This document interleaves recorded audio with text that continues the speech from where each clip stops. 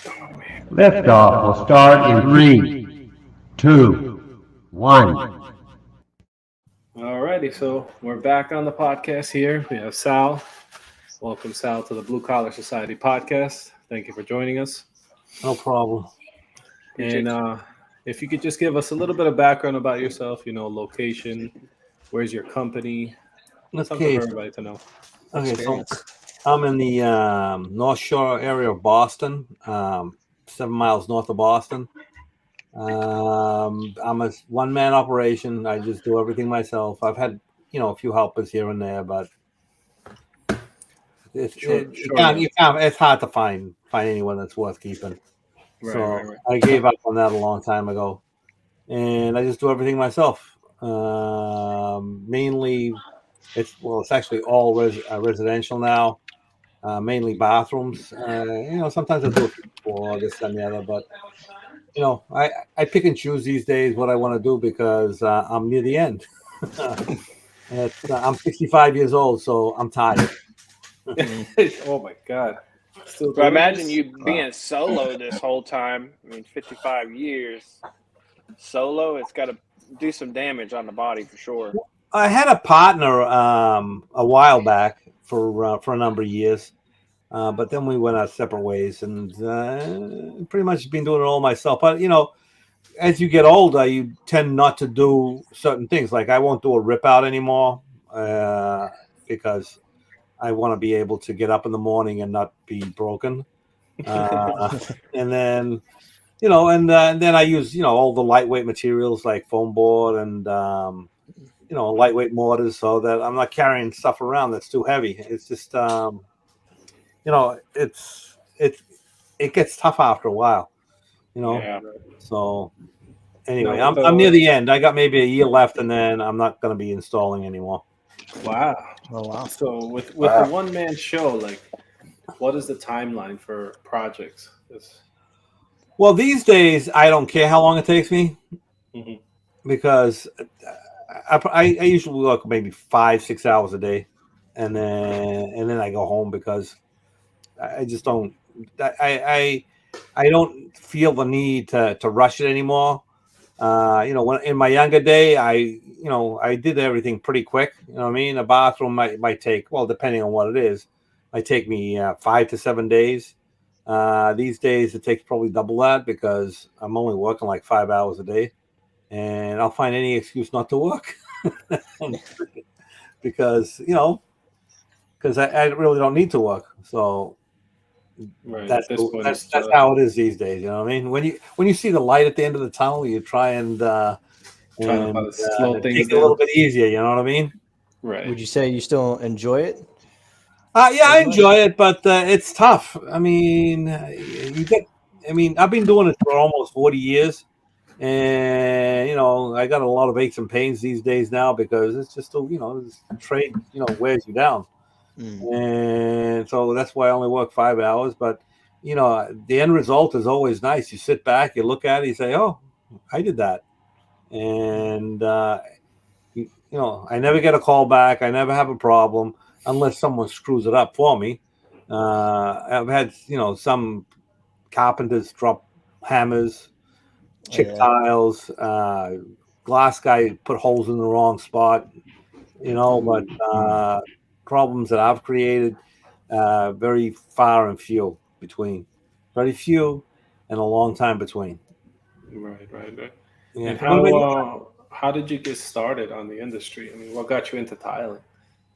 Well, I'm an immigrant, right? So I came here in 1984, and my wife's parents were in the flooring industry.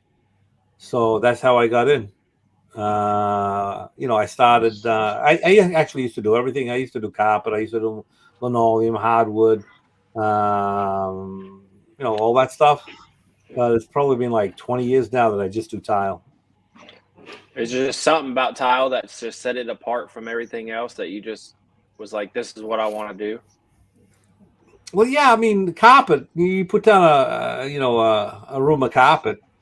There's no gratification out of it. Yeah, it's just like heavy, and then a lot of times you need two guys to bring that stupid roll up to the second floor or third floor or whatever. and then you just got to muscle it around, and then all you see is like one color of thing. Whereas tile, you every individual tile you place in yourself, and it's more an art form than it is just labor. Right. That's so artistic side and to there's it. and there's a lot more variety in tile. I mean, it's changed a lot over the years. When I first started, 8x8s were big tiles. You never saw a 12x12, and then they started to get. Then 12x12 became the norm, and it's like, oh my god, these tiles are so big, and and now, I mean, I don't do the thin panel gauge porcelain tiles, but I will do a 4-foot tile. You know what I mean? And but there's only so big a tile a single person can handle.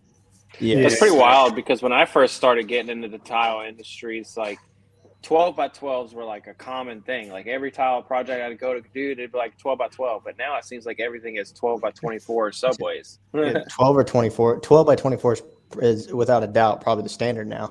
Yeah. For everything. 12x24s are the most popular size, but I that's been Or the subway case for a too. long Subway. time. But now I've been doing a lot more bigger tiles, 3-foot tiles, 48-inch tiles, 20-inch tiles. Actually 24x24s. I've been doing a few on a diagonal, big those ones there. The 48x48. Those are See that becomes too ones. big. A 48x48 becomes too big for one guy. You can handle a That's 2-foot. difficult. Yeah, you can handle a 2-foot by 4-foot one guy, but even that, so It gets testy, but it's the one thing I really hate doing is subway tile. I do too. I don't like small tile. It's not that. I was actually, you actually. Sorry, go ahead. Go. Well, no, you just kind of jumped into one of the questions I wanted to ask. What being someone who's been in the industry for so many years, what do you not like doing at this point? Well, subway tile is just I've done so many of them over the years, and sometimes you'll do a subway tile job, and then there's a run of them, like you do 4 or 5 in a row, and you say, please give me something bigger or something different. And it's like nothing's changed or progressed, especially if it's a long, like a wide bathroom or a wide wall. Well, right now I'm finishing up a steam shower. It's 7.5 feet by 4 feet, and it's 3 by 12 subway tile. Just finishing it up. I just did the main floor today. Is that the one you did, those little soldier stack on the bottom? Yeah, that's the one. Yeah, okay. That's the one. Okay. And so I'm finishing that one up, and it looks nice, but it's all white. I mean, is your grout going to be white too? What's that? Is your grout going to be white too? Yeah, white grout. I like it when it's white grout. Yeah. I don't like the black grout, but some people want it, so you do it. But you got to know that beforehand, because if it's black grout, you gotta pay a little more attention to all the lines and everything, because as soon as you put that black grout in there, it just highlights everything. Shows And more. you got to clean it better too. If you use white thin set and you don't clean it out good, oh man, that's a pain. You got to grout over it, scratch some stuff back out, re-grout. Yeah. Well, that's why you make sure you don't leave thin set in the joints as you go. And, you try to do it. You try to do as good of a job to clean it, but there's many out there who. I'm not used to cleaning. I'm used to big tiles. All right, there's not much cleaning. You guys use leveling clips or not? Yeah. So if you got like an 1/8-inch grout line, do you use an 1/8-inch clip, or do you use a smaller clip, or what? What do you guys do? Depending on the tile, but most of the time, like 12x24s, I try to do 16s because it just looks better.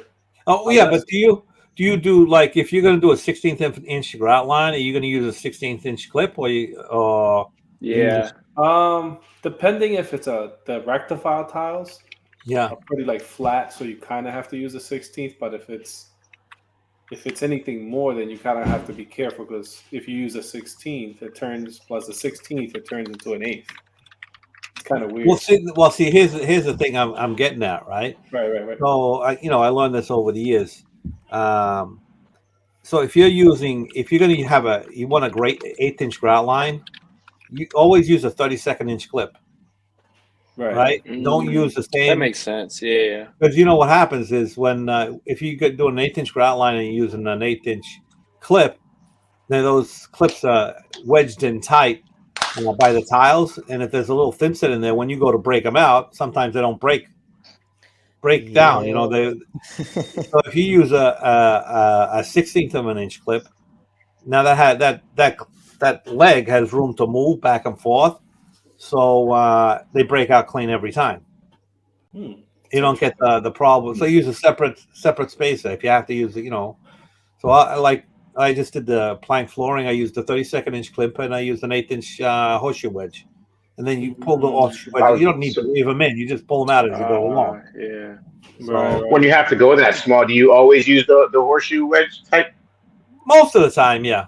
Most of the time. Sometimes I'll use different spaces, but most of the time, if I'm doing a floor or a wall, and I'm using a separate spacer, and I'm using a leveling system, I'll use most of the time as a horseshoe wedge. Most of the time. See, that's good. How do you truly feel about the leveling systems these days, though? Because that's all new to you. Well, I like the wedge systems the best.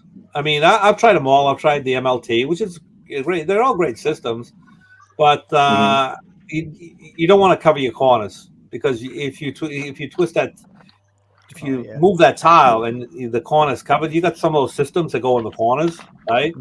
You twist that corner and you can't see it, and when you pull it out, it's crooked. And what do? You can't fix it. Whereas if you're doing it not in the corner, right?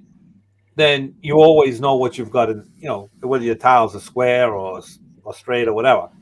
But that's the way I see it anyway. Well, one of the things that I noticed too, like the job that I'm doing right now, is you got 13 by 13 tiles on the floor. So I'm using the leveling wedges, but I'm also using the 4-way spacers inside of there. And the thing that I found is that the 4-way spacers, those are supposed to be 1/8 of an inch, but they're slightly larger than the actual clips that I'm using, which are supposed to be an 1/8 inch as well. Yeah. So I mean, it's still working properly, but just a slightly bigger gap. The clips usually are millimeters. They're usually like 1, 2 or 3 millimeters, and they don't correlate exactly to the system we use. Right. So a 3 millimeter clip, I think, is that's 1/8 inch. Either a little more or a little less than an 1/8 inch. I don't remember. I know 6 millimeters is almost a quarter. I think it's closer to 3/16 because the slabs that we used to install were 6 millimeter, and they were like 3/16 to a quarter. Yeah, so you shouldn't be using and then you use a leveling system on a 13-inch tile.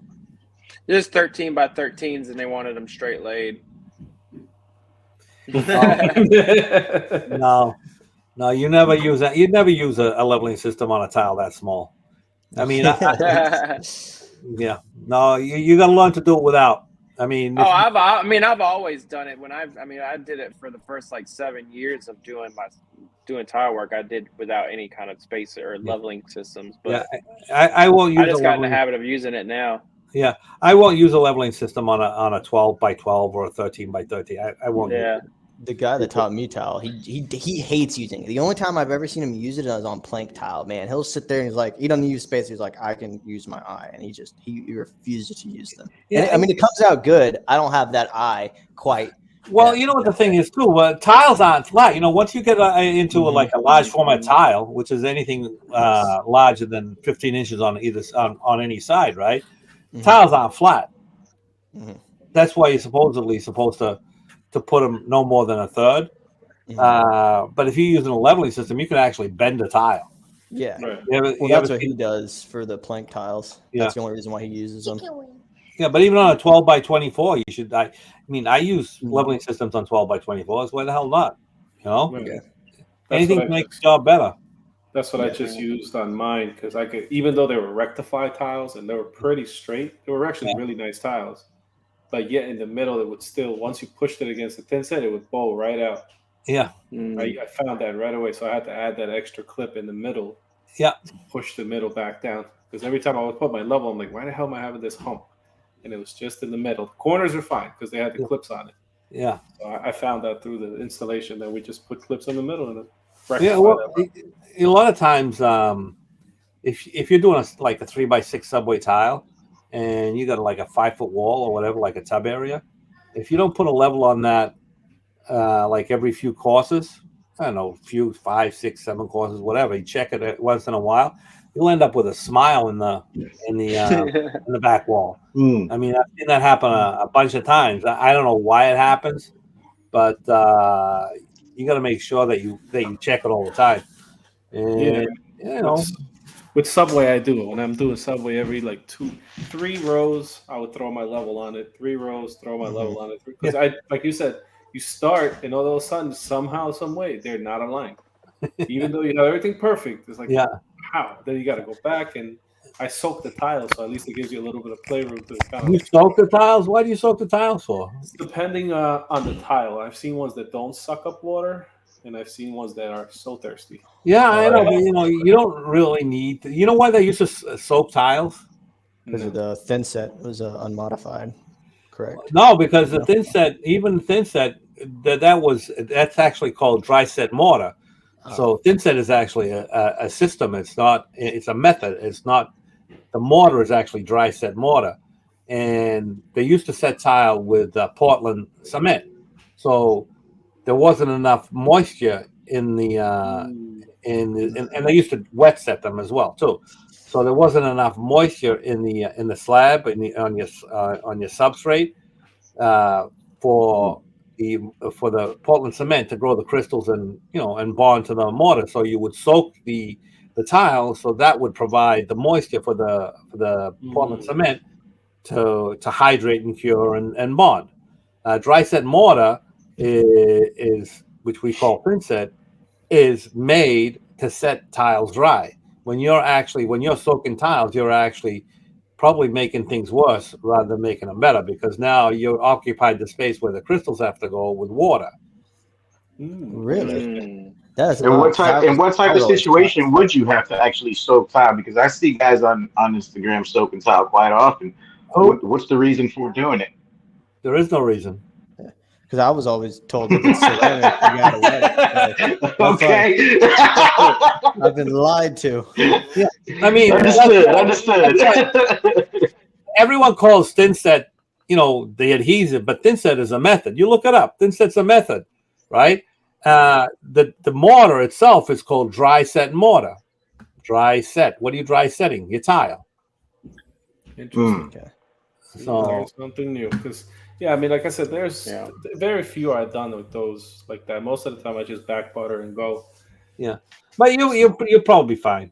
Yeah, I mean, I've never had an issue with it. They weren't flying off the walls, but here's the thing, right? So when you guys go to the wet saw, right? You cut your tile, you go to the wet saw, and then now the tile's all wet. Do you dry it off or do you just go set it? I dry it off generally. I try to dry it off just because it always feels like it's really loose. If you try to set it on there, it doesn't get the same kind of bond to the back of the tile. So you got to dry off the backing. So yeah, the water on the back of the tile is a bond breaker. Try it. You get a tile, get on the wet saw, just leave it soaking wet, and put it in the thin set, and then pick it up. There's no transfer. Yeah, so that's so like I've noticed if it's like standing water, I'll dry it off to the point where it absorbs it, or if I'm batch cutting it, I'll flip them over in the sun and lay them out on I have a little bench that's out there and it dries them. But I know if it's soaked, you'll be able to tell if you're ever back buttering. Obviously not Subways, but if you ever back butter, it just it rubs right off. Yeah. So you make sure you dry those tiles. I mean, you got to wipe them down. They don't have to be bone dry. You just got to make sure you get that standing water or excess water off there, and then set them. And then if you're back buttering bigger tiles, then that helps too. But they have to be dry. So, and I only do that with ceramic. At least that's what I was taught to. You only soak or wet down the ceramic. He's like porcelain, you never have to do that with.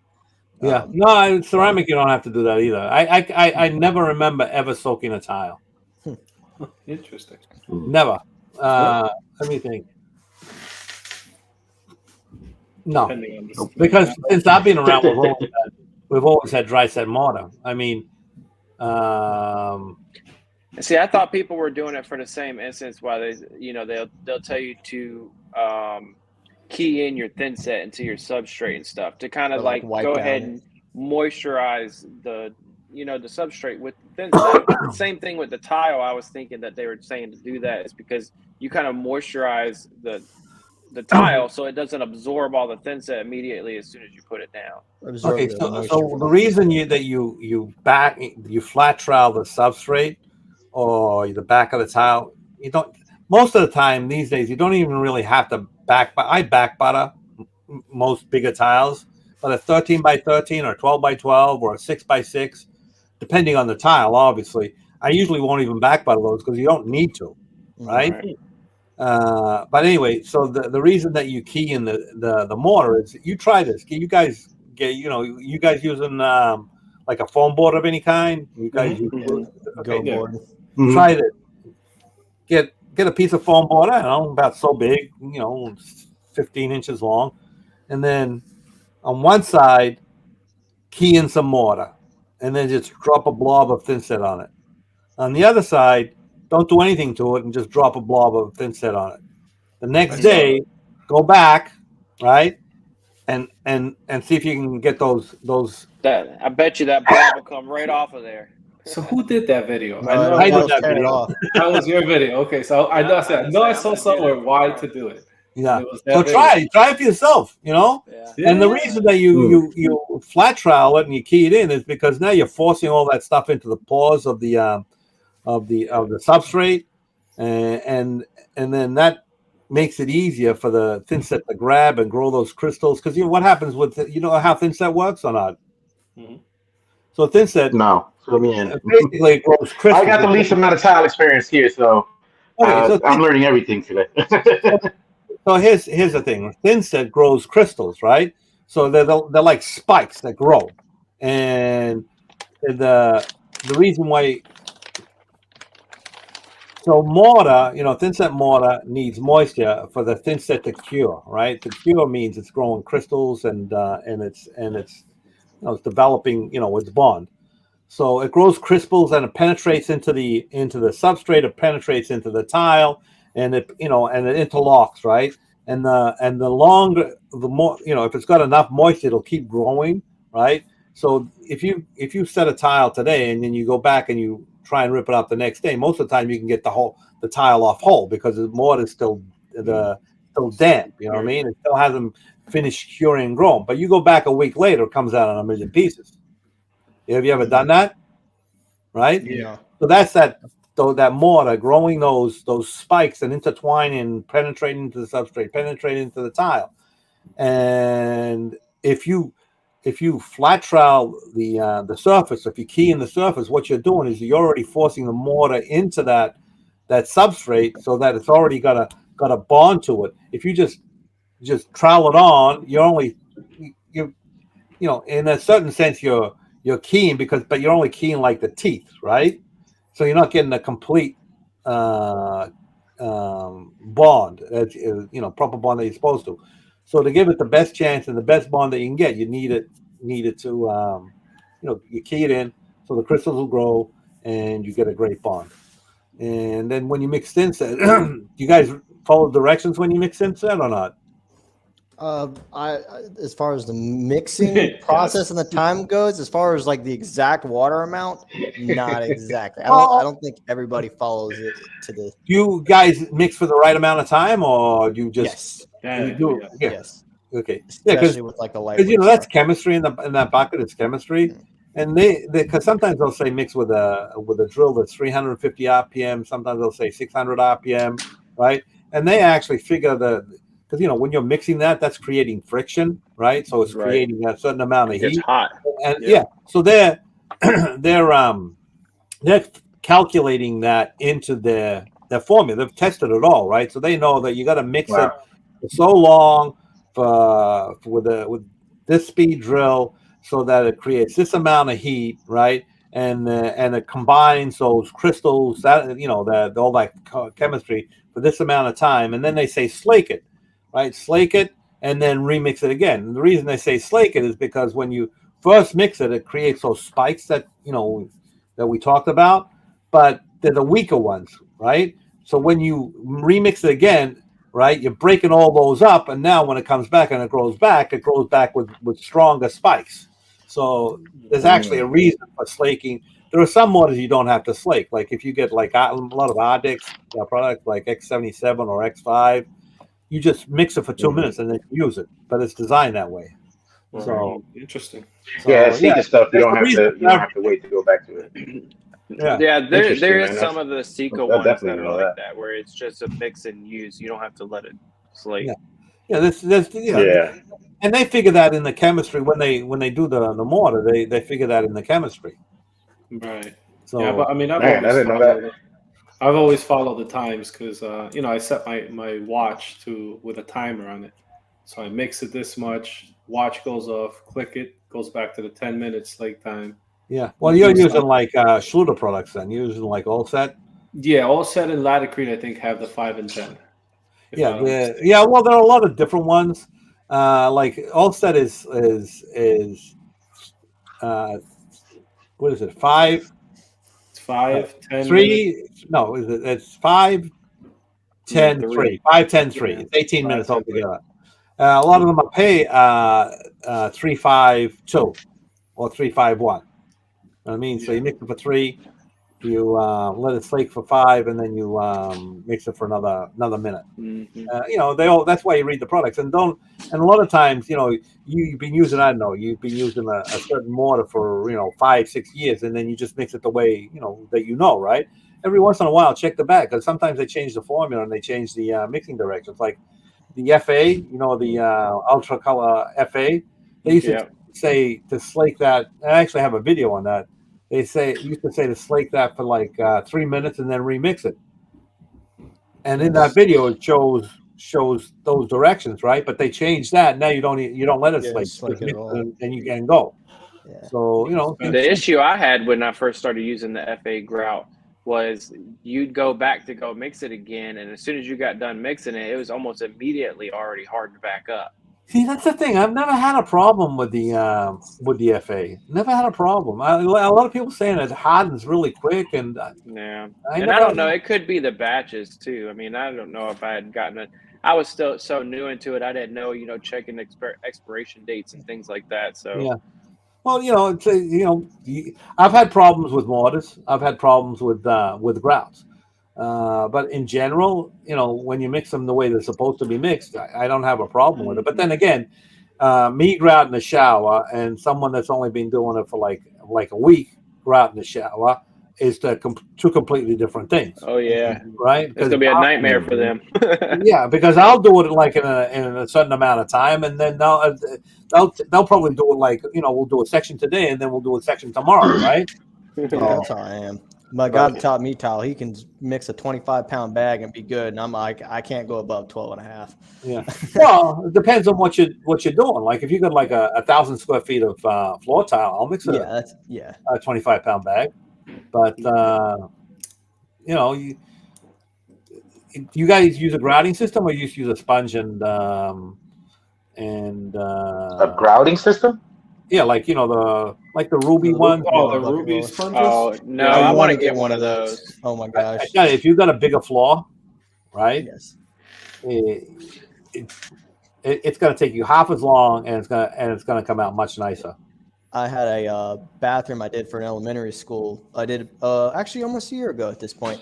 And for some reason, they still wanted the 2x2 mosaic sheet. It's a 12x24 2x2 mosaic sheet. We did floor. We did the baseboard, went all the way up the wall. I think like 7.5 feet. And I was grouting that. And I remember the contractor that was there. He's wanting to get the job done. So he was like, "I'm gonna stop by, help you out." I'm sitting here with the sponge, and he's just like, he's just chugging along. Dude's more than twice my age, and he's routing circles around me with this thing, or cleaning circles around me, and it's just. Well, that's where our experience comes in, right? Yeah. Well, yeah, that's another thing too. But it was just so effortless. Are you talking about that bucket squeezes the sponge for the you? bucket with the rollers. It's got the sponge. Okay, okay, yeah. Yeah, have you ever used one Oh, of those those? things. Yeah, I use that all the time. No, I don't. I don't even own one. Okay, well, you don't have to get an expensive one. I'm just telling you, if you've got a big floor to do, I mean, for a little floor like a Did we lose bathroom. Jeremiah? What's that? Yeah, he's Did we frozen. lose Jeremiah? What's going on? Nah, he's He's frozen. frozen. He's stuck. Okay. Yeah, I've been wanting to get one of those, but It's not that the much, only thing too. you would have to really do is what? Just you could change out the pads that are on. The pad lasts a long time. Yeah. Yeah. No, I've gone through sponges, like hand sponges, more than that pad that I've had. Yeah, you'll go through a lot more sponges than you will with that pad. Yeah. Yeah, I mean, Wow. Okay. I don't use it that often because most of the stuff I do is small. But when I do use it, it just saves you a ton of time. And that sponge, I mean, I've been using the same one probably for like a year and a half now. So Still good. it's not that Wow. I don't use it every day, but but for the amount of time that I've used it, it's lasted a long time. And I have a brand new one waiting there for when when it goes bad. So it's always Do good you to use a have. specific type of sponge? Well, you got to get the sponge for the system. Yeah, It's got a handle, Okay. and it's got like cut in Gotcha. sections, like quadrant. Yeah, they did like Gotcha, huge gotcha. slices on it, and it's not that expensive. I think what the system that I bought, which is like that doesn't have the wheels on the bottom. Yeah, is it the Ruby one? Yeah, the Ruby one. That's the one I have. It's got Yeah, like 2 rollers on it. Yep, 2 rollers. You don't have to get an expensive It one. even comes with the other one to put in the grout. The float. That comes with an It comes with a garbage float. big. Yeah, it comes with a float so too. big. But Yeah, that float. that float's humongous. I wouldn't. Yeah, and then you don't want to use that float either because it doesn't have a sharp edge on it. That'd be an interesting thing too. What particular grout float do you like to use? I like those red rubber ones. Me too. That's like the solid red ones. Yeah, the red ones. They're softer. They're kind of softer. That's the one I like to use all the time. I don't like the other. Well, it depends. But if you're doing epoxy, you need a harder float. If you're doing a like you guys use Spectralock one or the other one, I use Latacrete almost all the way around for their grouts, especially their. What's that one from up here? In the bucket there, it's called the Flex Color CQ. Yeah, they usually a harder float usually works better for those. Yeah. So, and you have to with the Latacrete epoxy grouts, man. Yeah, that stuff is pain. Well, that's why they have epoxy floats. Right. Oh yeah, I have. I actually prefer to. Well, I take that back. I have a stone float and an epoxy float. I don't like the gum floats as much, but you don't like the red ones, those rubbery ones. Yeah, the Best Tile and like the hardware store, they call them stone floats, and they're super bendy and flexible. Those I like, or I like the epoxy grout floats, which are super stiff. I don't do anything in between. Yeah, I like those red ones. Those I think they actually are called stone floats. But I like those. I use those all the time. Speaking of tools, Go ahead. No, I was saying that Ruby bucket, when you're doing a subway tile, that sponge is amazing to clean it off, especially black grout or any like grays. Then you wipe it, and you go back and wipe it, right? And it's all clean. That's it. Yeah, it's an amazing system. So definitely highly recommend it. And it saves you in time. It's got the cones on the bottom when you're pushing the sponge down to clean it, and the rollers dry it up real good. So it's a good system. So let me ask you another question, guys. Are you siliconing or you caulking with acrylic? Use silicone. I use silicone. Latacrete. The Latacil is what I use. Everyone's silicone? Yeah. I use grout from time to time. I use that roll of stick-on caulking that you get at the hardware store. It fits in the corner nicely. Now, do you silicone? I like to cake up the grout like this. So what? You know why? Oh, we lost them. I got a video on that. How to do the niche corners. You just take grout and you just smudge it in the corners and wipe it down. Well, I mean, a little bit. I need you so small, right? And it's not going to really move. But if you're grouting your corners right, they're going to crack every time. Yeah. You got to crack every time, and you're not leaving any room for movement. So now, do you caulk before grouting or after? well, most of the time I don't have the time to do before because usually I'll go in and then I'll wipe everything down, get it nice and clean, and then I'll go caulk, silicone everything. But today I was able to. I had some time, so I went in and I silicone most of the bathroom until I ran out of silicone. I thought I had enough, but I didn't. The bathroom's so big; it's got so many corners. It's got a floating bench sheet. I silicone before, if I can, because then you don't have to dig out the corners of because grout inevitably gets into the corner, right? So you don't have to dig them out. Now it's already silicone; you just go up to it. So. But now tomorrow I'm gonna go grout that shower, and I'm gonna have to finish silicone afterwards. But most of it's done. I just got the ceiling to do. Oh my god, I got the ceiling to do, and along the jambs, and one corner. Yeah, I got still got a little bit of siliconing to do. But you guys use the spray bottle, right? Yes. Windex. It just makes it so much easier. Soap water. There's like an aerosol glass cleaner. Fila makes a really good product. It dries quicker than soapy water, so it makes it a little bit easier. Because if you're using soapy water, you have to start from the bottom and work your way up. Because if anything gets wet, silicone's not sticking, right? Yeah. So yeah. No, I use the window cleaner that they sell. Yes. The white bottle, the white can. Yeah, that stuff's awesome. Yeah, I've got those. I've used those, but sometimes I used to use denatured alcohol too. Denatured alcohol works really good, and you can start the reason that's good because it dries so quick. You can start at the top and work your way down. By the time you go to the next one, it's already dry. But you come out of there high. I clean everything with denatured alcohol, and like those tubs. If you ever try to clean the stuff out of the tubs, all those fumes seep in the bottom, and while your head's in there, you come out crying, and you're like, "Oh, I can smell colors." Yeah. So I stopped using denatured alcohol. Now I use that Fila stuff. It's really good. I forget it's called Fila stuff. Did you say Fila? Fila, yeah, they make a good product. Fila. Okay. So it's a spray bottle. Comes in a spray bottle. They come with a finishing tool. Oh, I know you're talking about. That's the stuff we saw over at Coverings. They had the bottle. Somebody over there got. That guy from said it was really good for cleaning up and doing stuff with caulking. Yeah, that's what I use. Oh, I mean, it's great stuff. I didn't know they actually made a product for it. Oh yeah, no, I got another one here. Someone sent me in. Interesting. They sell it in Floor and Decor for I think they have $16. Did they really sell it at Floor and Decor? Mm-hmm. Yeah. When I seen it at Coverings, I never. Someone just sent me some stuff. This is it creates a smooth X. Where's the thing? Smooth X. So Smooth X. this one here you mix with water. I think it's half and half, 50%. And this one here is for natural stone. So they make different products. You know what I mean?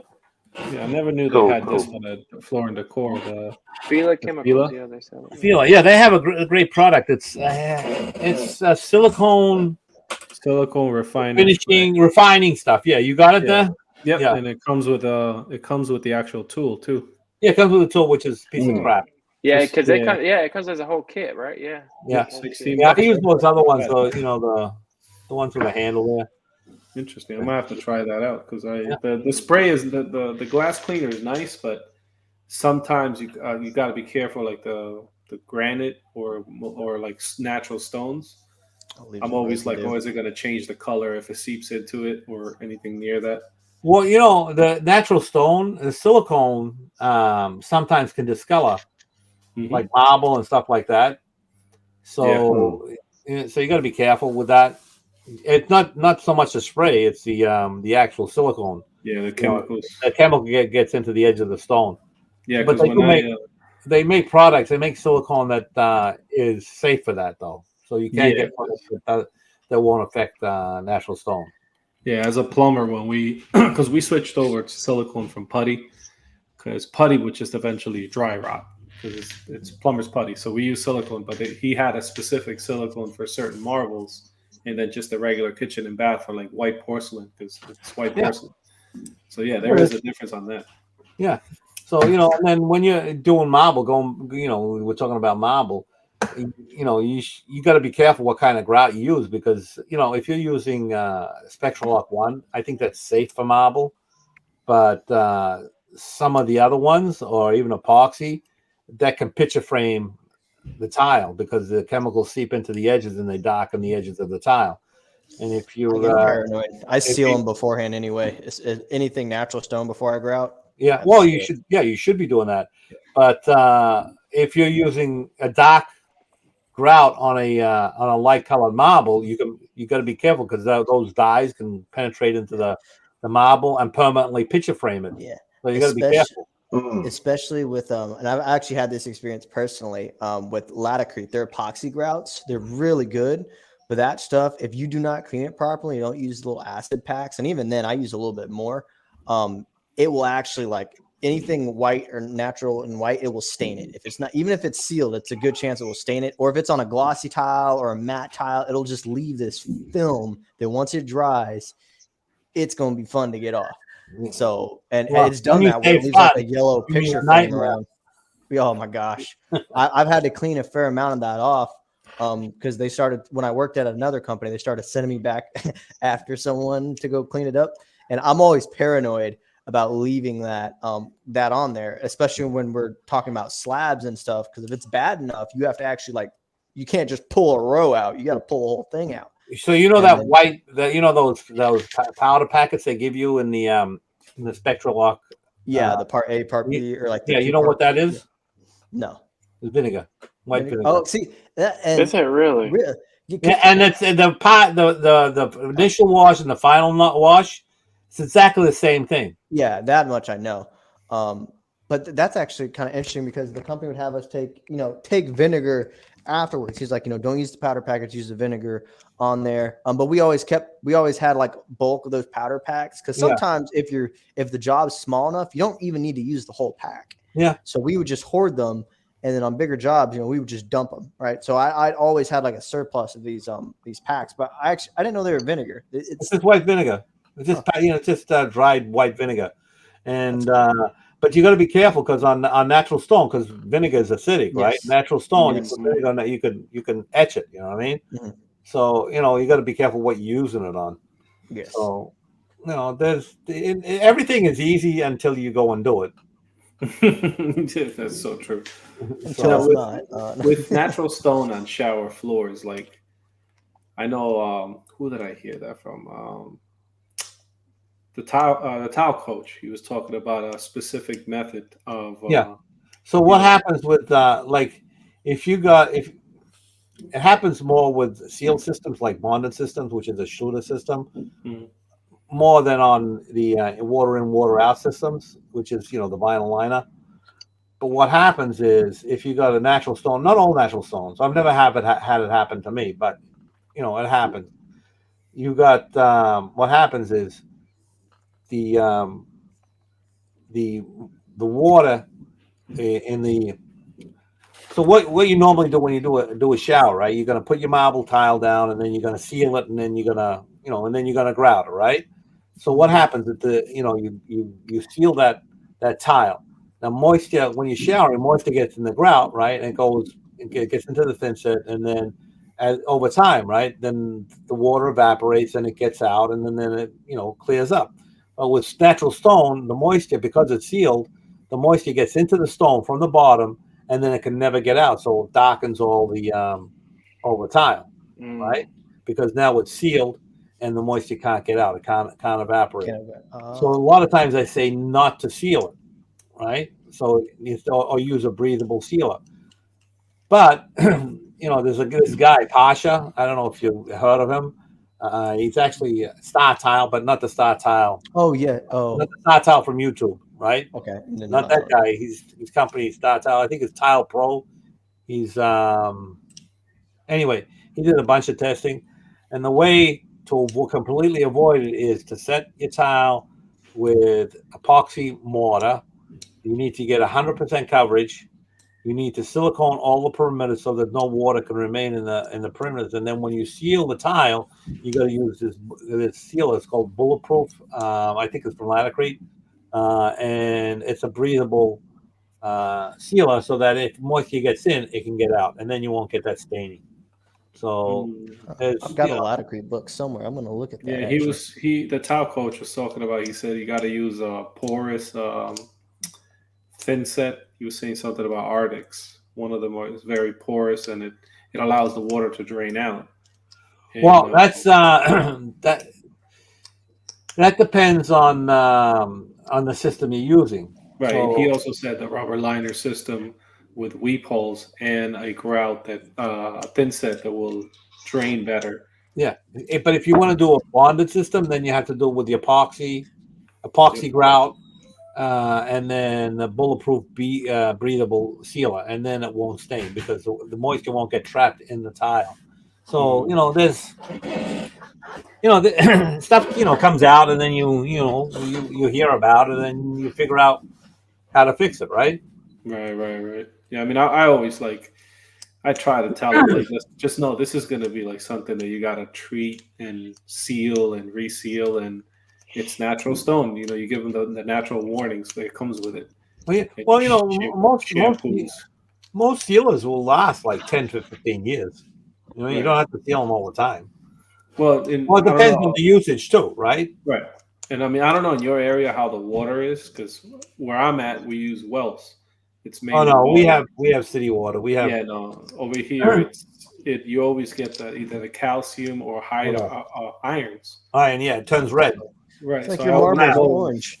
I always I try to shy them away. I said, listen, even when they're like, oh, I want black faucets with black grouts, I'm like, you're gonna see the water stains instantly on those things. Yeah. Oh, I know. Because I've done work where they have wells, and you leave a bucket of water, and then you come back the next day, and it's all brown.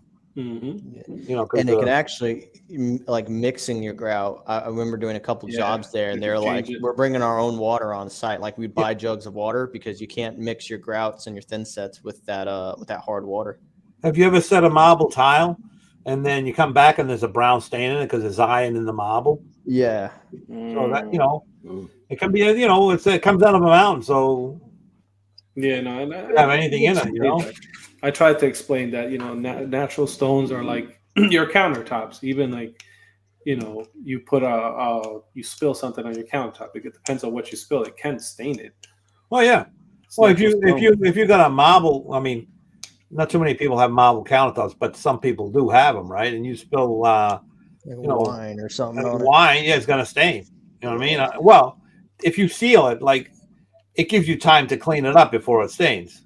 Like even these grout resistant stains, stain resistant grouts, right? Yeah.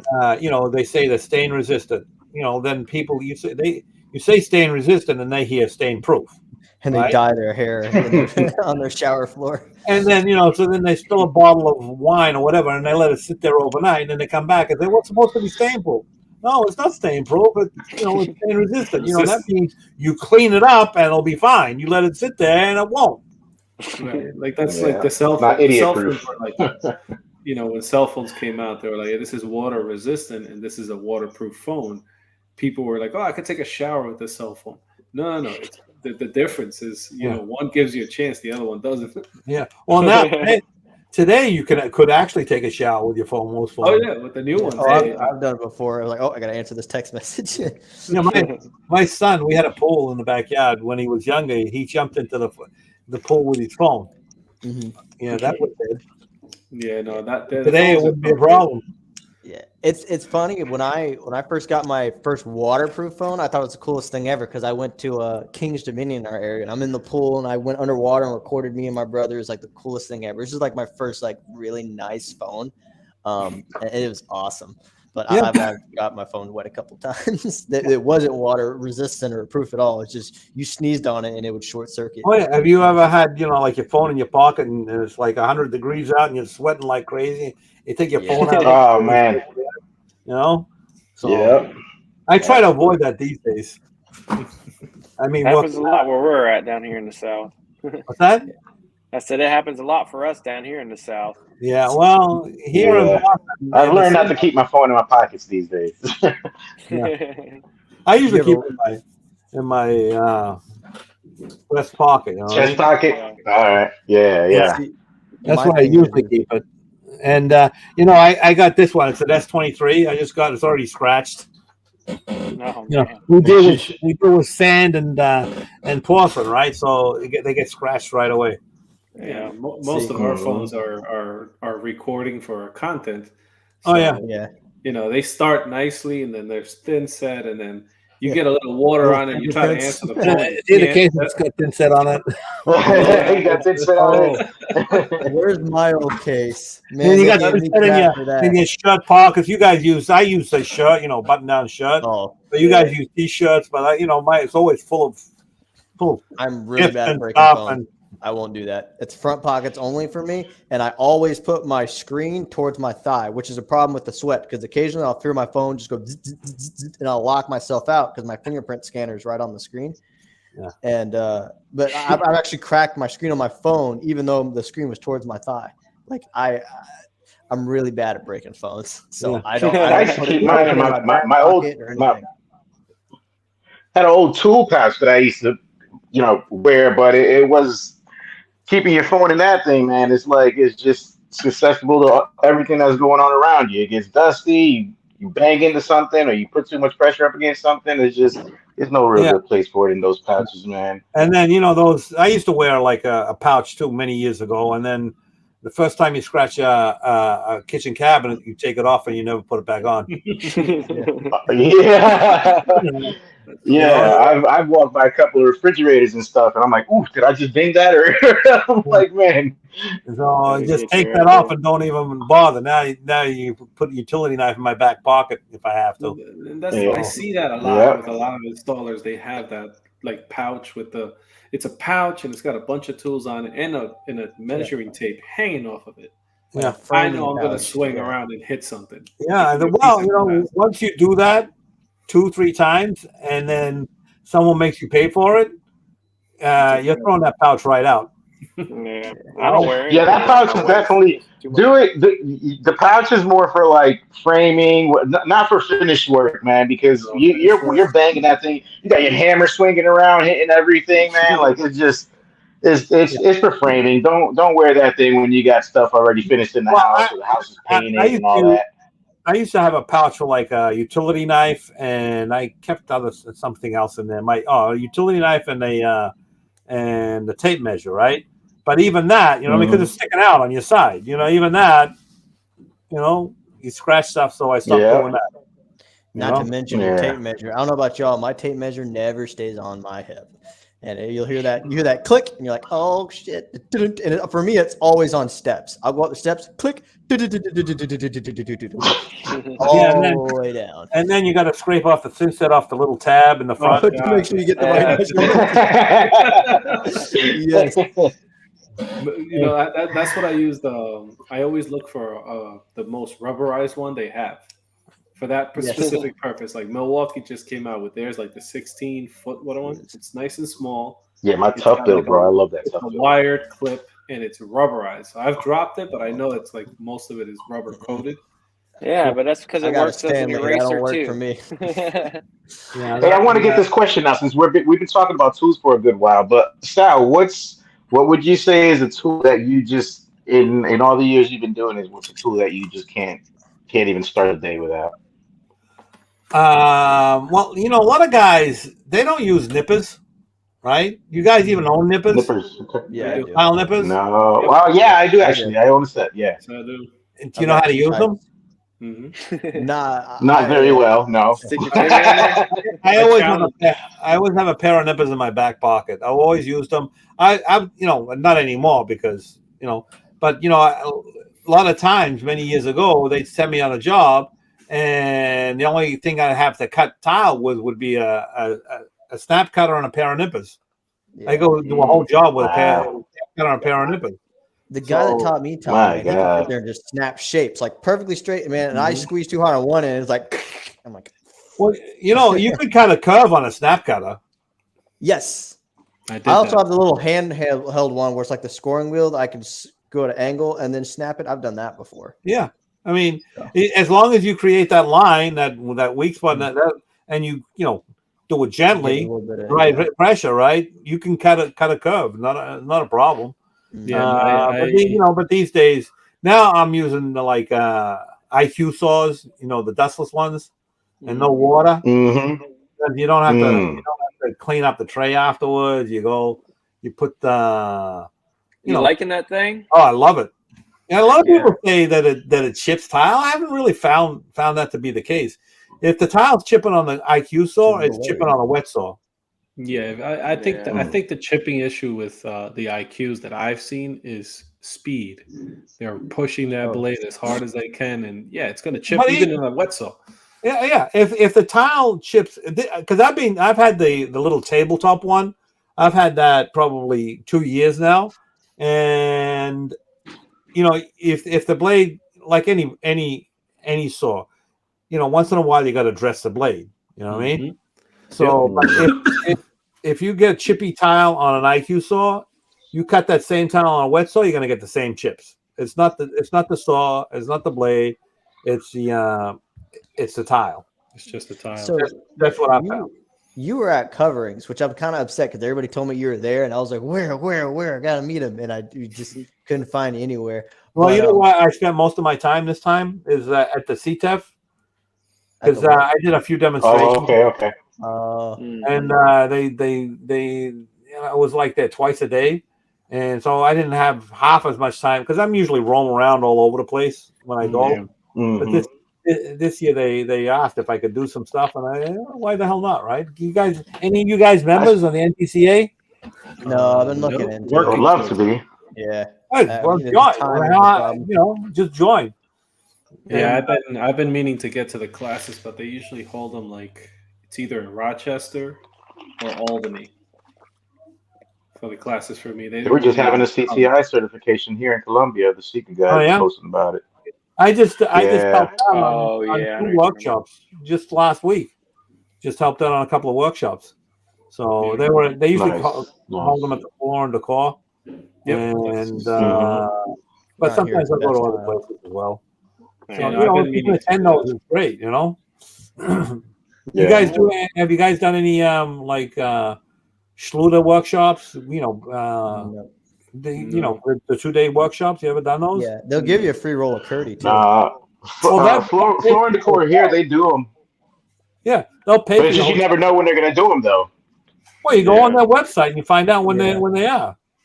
Gotta try this. I've been meaning. Well, I asked here at the Floor and Decor, and I asked them is there like an addition to get on or anything like that? Like Latticrete has a training. It's a 2-day training that you go there, right? They'll put you up in a hotel. They'll pay for your food, right? All you have to do is get there, right? One of them is PTK, Profit Through Knowledge. I've done that one. Schluter has. I heard about that program. Yeah, Schluter has 2-day trainings. They have part 1, part 2. They have Mind Your Own Business, which is a business-oriented workshop. It's 2 days. All you have to do is get there. They pay for your hotel. I mean, if you're like 15 minutes away, they're not going to give you a room. But if you're driving over an hour, right, they'll put you up in a hotel for 2 days and they'll feed you, right? And all you have to do is get there. And you know how much you learn. You learn a ton of stuff. And it's not just about that product. Doesn't the NTCA do the same with slabs? Like it's a free. They have regional trainings. It's a 1-day training, right? Yeah. And usually, if the NTCA is in my area, I'll go help out. You know what I mean? Yeah. Because that's something I want to do. Because my background is in slabs, but I've never been formally trained. And I'm like, I've done them, but I always have that curiosity. It's like, well, what else could I be missing, or what else have I not been taught? You're talking about that reaffirming thing. Yes, that's actually. Okay, so you want to make sure you get to one of those. Those are for members only, I think. No. They're not only. No, they're for, you have to be a contractor, right? Yeah. But you have to register for those, and it's free. And it's a full day training, and they go through all the tools and all. I have like a little short on that. They go through all the tools. They go through all the methods and they're supposed to be using, and everything you need to know.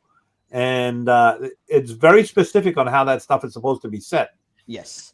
Yeah. So the way the company I work for took that approach is they'd have the guy that kind of taught me tile. He's actually very knowledgeable, but what they do is they'd have the guys go out to the training, right, absorb all the information. Or sometimes they've had Schluter training, like where they go to the shop and teach everybody there. Yeah. And then mainly the guy that taught me, he was in charge of teaching everybody else because he had that wealth of knowledge, and he kind of just retook these classes to. It's almost like just to reconfirm that he knew how to do all this stuff, and he kind of taught everybody else. But again, for me, it's always that lingering feeling of, well, is there more that I may or may not know? I'd rather go to this class and go, oh yeah, that's. Well, the problem with the guy that he might know everything. You know, I'm not saying anything that he doesn't. I'm just saying he might know, but he if you go to a formal training, the training has been designed to teach you everything you need to know. When a guy's just showing you and telling you how to do it, right? He may forget to tell you something which is like critical, Common right? sense, But he knows, right? But he just forgets to relay that to you. Yeah. You know, so He forgot to tell you to slike that thin set. yeah, well, yeah, Well, that's the thing. yeah. I'm Oh, you bad know at that something? when I You're not teach. supposed to be using that 1/4-inch trowel. Yeah. Right. So I'm bad with that too, because I make the assumption that, oh, this is common sense. So when I'm trying to teach somebody, and then I kind of have to step back and be like, all right, well, they don't know anything. So I need to explain every little detail, even if to me it seems like common sense. You know, you can't give too much information. Right? Yeah. Well, yeah, or else I'll overload them. Yeah, well, you know something. You know, I suppose, yeah, it could be overload. I mean, if you're telling a lot of, you know, Depends you on give the a lot of person. information, then there's a lot to remember. Well, that's why you make notes, right? So you don't forget. Well, my thing is like, for me to, like, I might get a lot of information, but I always say the same thing. It's like, I hear what you're saying, but I have to do this a couple times. Once I do this a couple times, then it becomes clockwork. And that's just the case. But not everybody's built that way, where you can just dump information on them and they get like overloaded and they don't know what to do.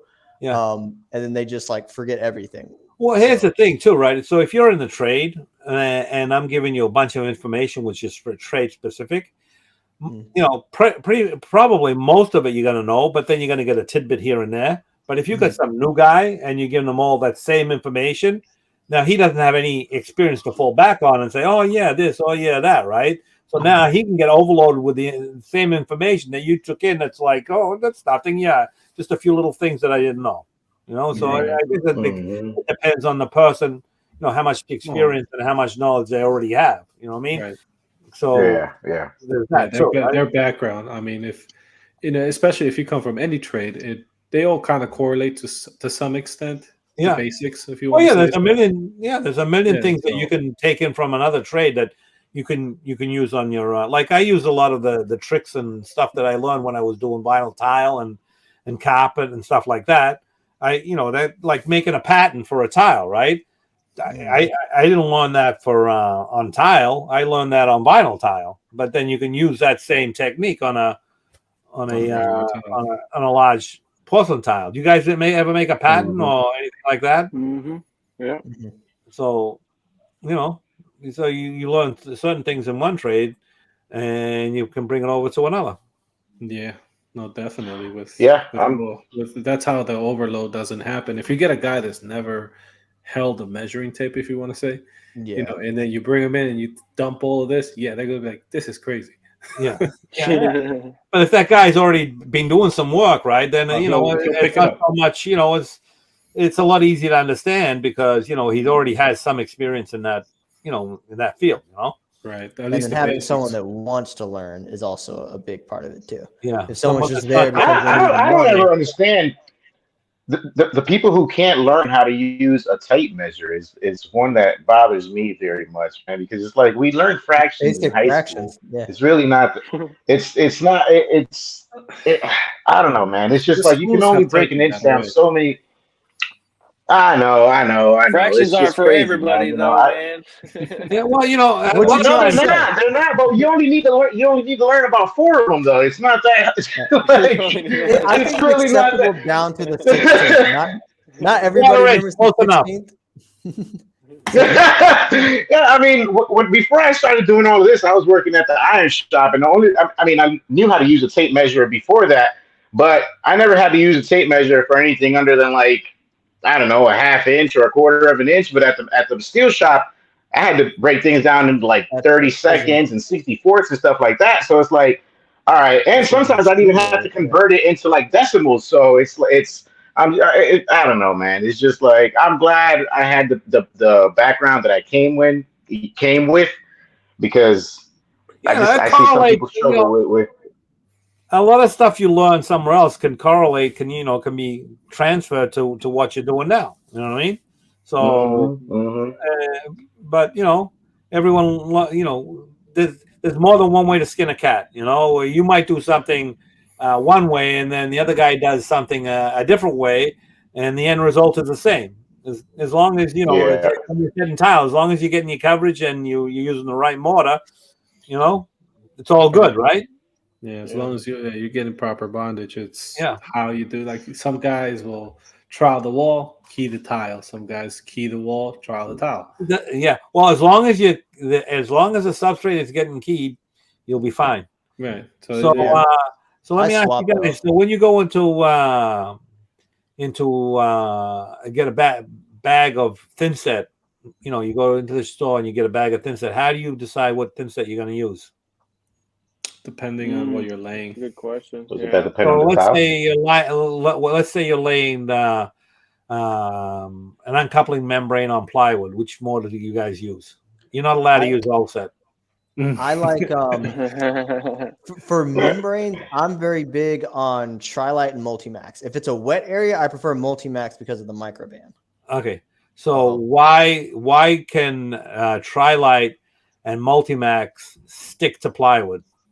Because of the it's got to do with the AS standard thing that's in there. The ANSI standard. Yeah, the ANSI standard. So this is what I'm trying to get at. What I'm trying to get at, you guys should all learn the ANSI standard, right?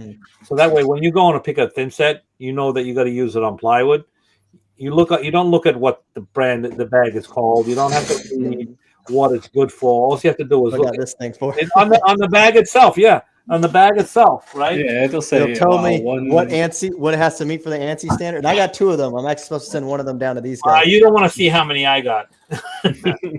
I'll take one. I'll take one if you're tired of having so many. Something. Go to a Schluter class. I'll give them to you.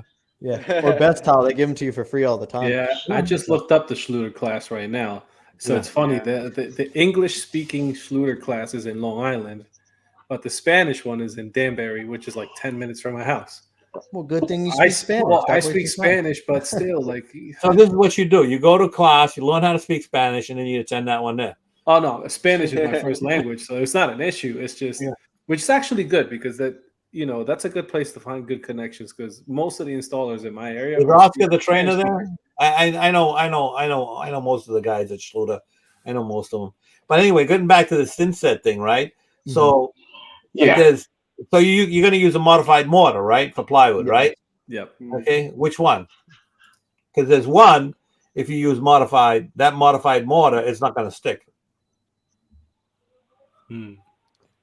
Does that have to do with what's in it? The polymer stuff? What the standard is, because I don't remember the number, but I know the standard ANSI standard for Laticrete and Guru. I used a lot of the Stratamat because at the time you're able to use the modified thin set underneath it because of the moisture holes.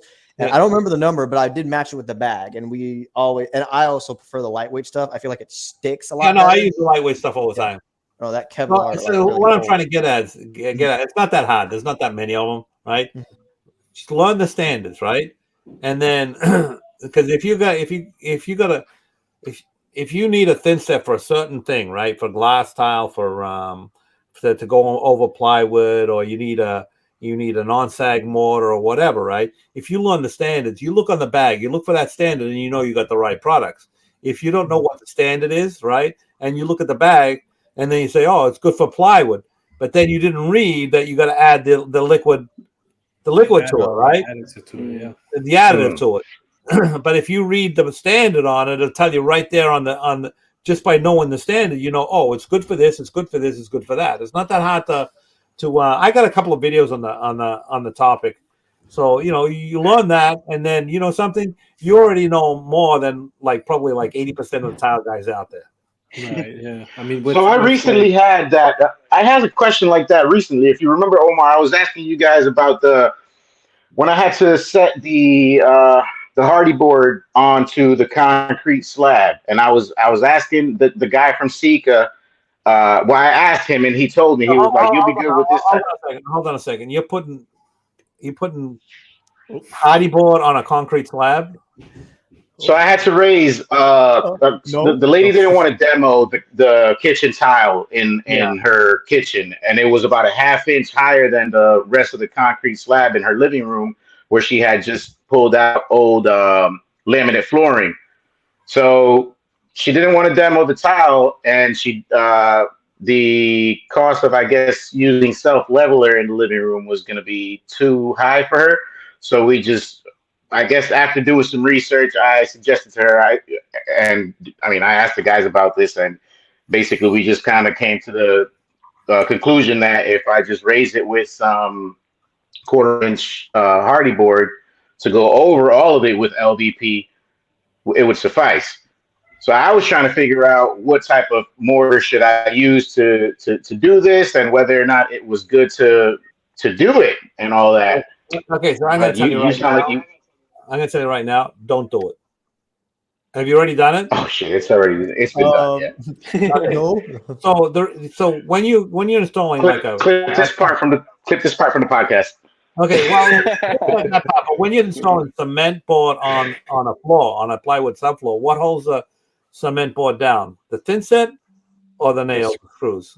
No, it was concrete floor, not. When you go with plywood, what is anchoring the cement board to the floor? Is it the cement or is it the screws? It's your screws. Well, the screws. If you don't put your screws in it, then you're just gonna have issues with it just coming up anyway. So the cement under the hardy backer board is a leveling bed.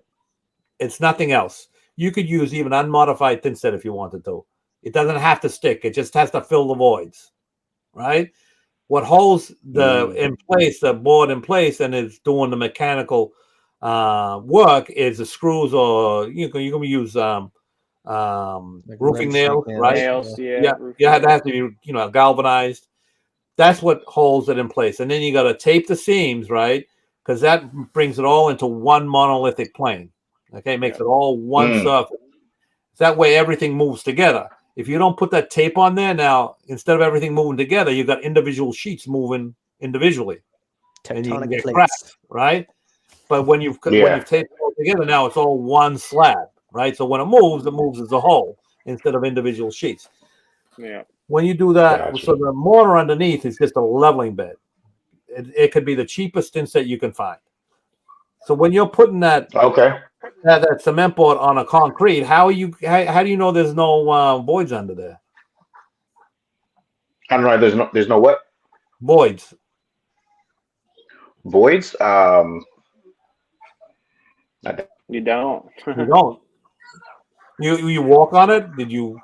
That's like setting okay, but that's like setting a 3 foot by 5 foot piece of tile, right? When you just set that in thin set, can you just set that in thin set and it's all 100% covered? No, you gotta use the right mortars, you gotta use the right techniques, and that's how you embed it, right?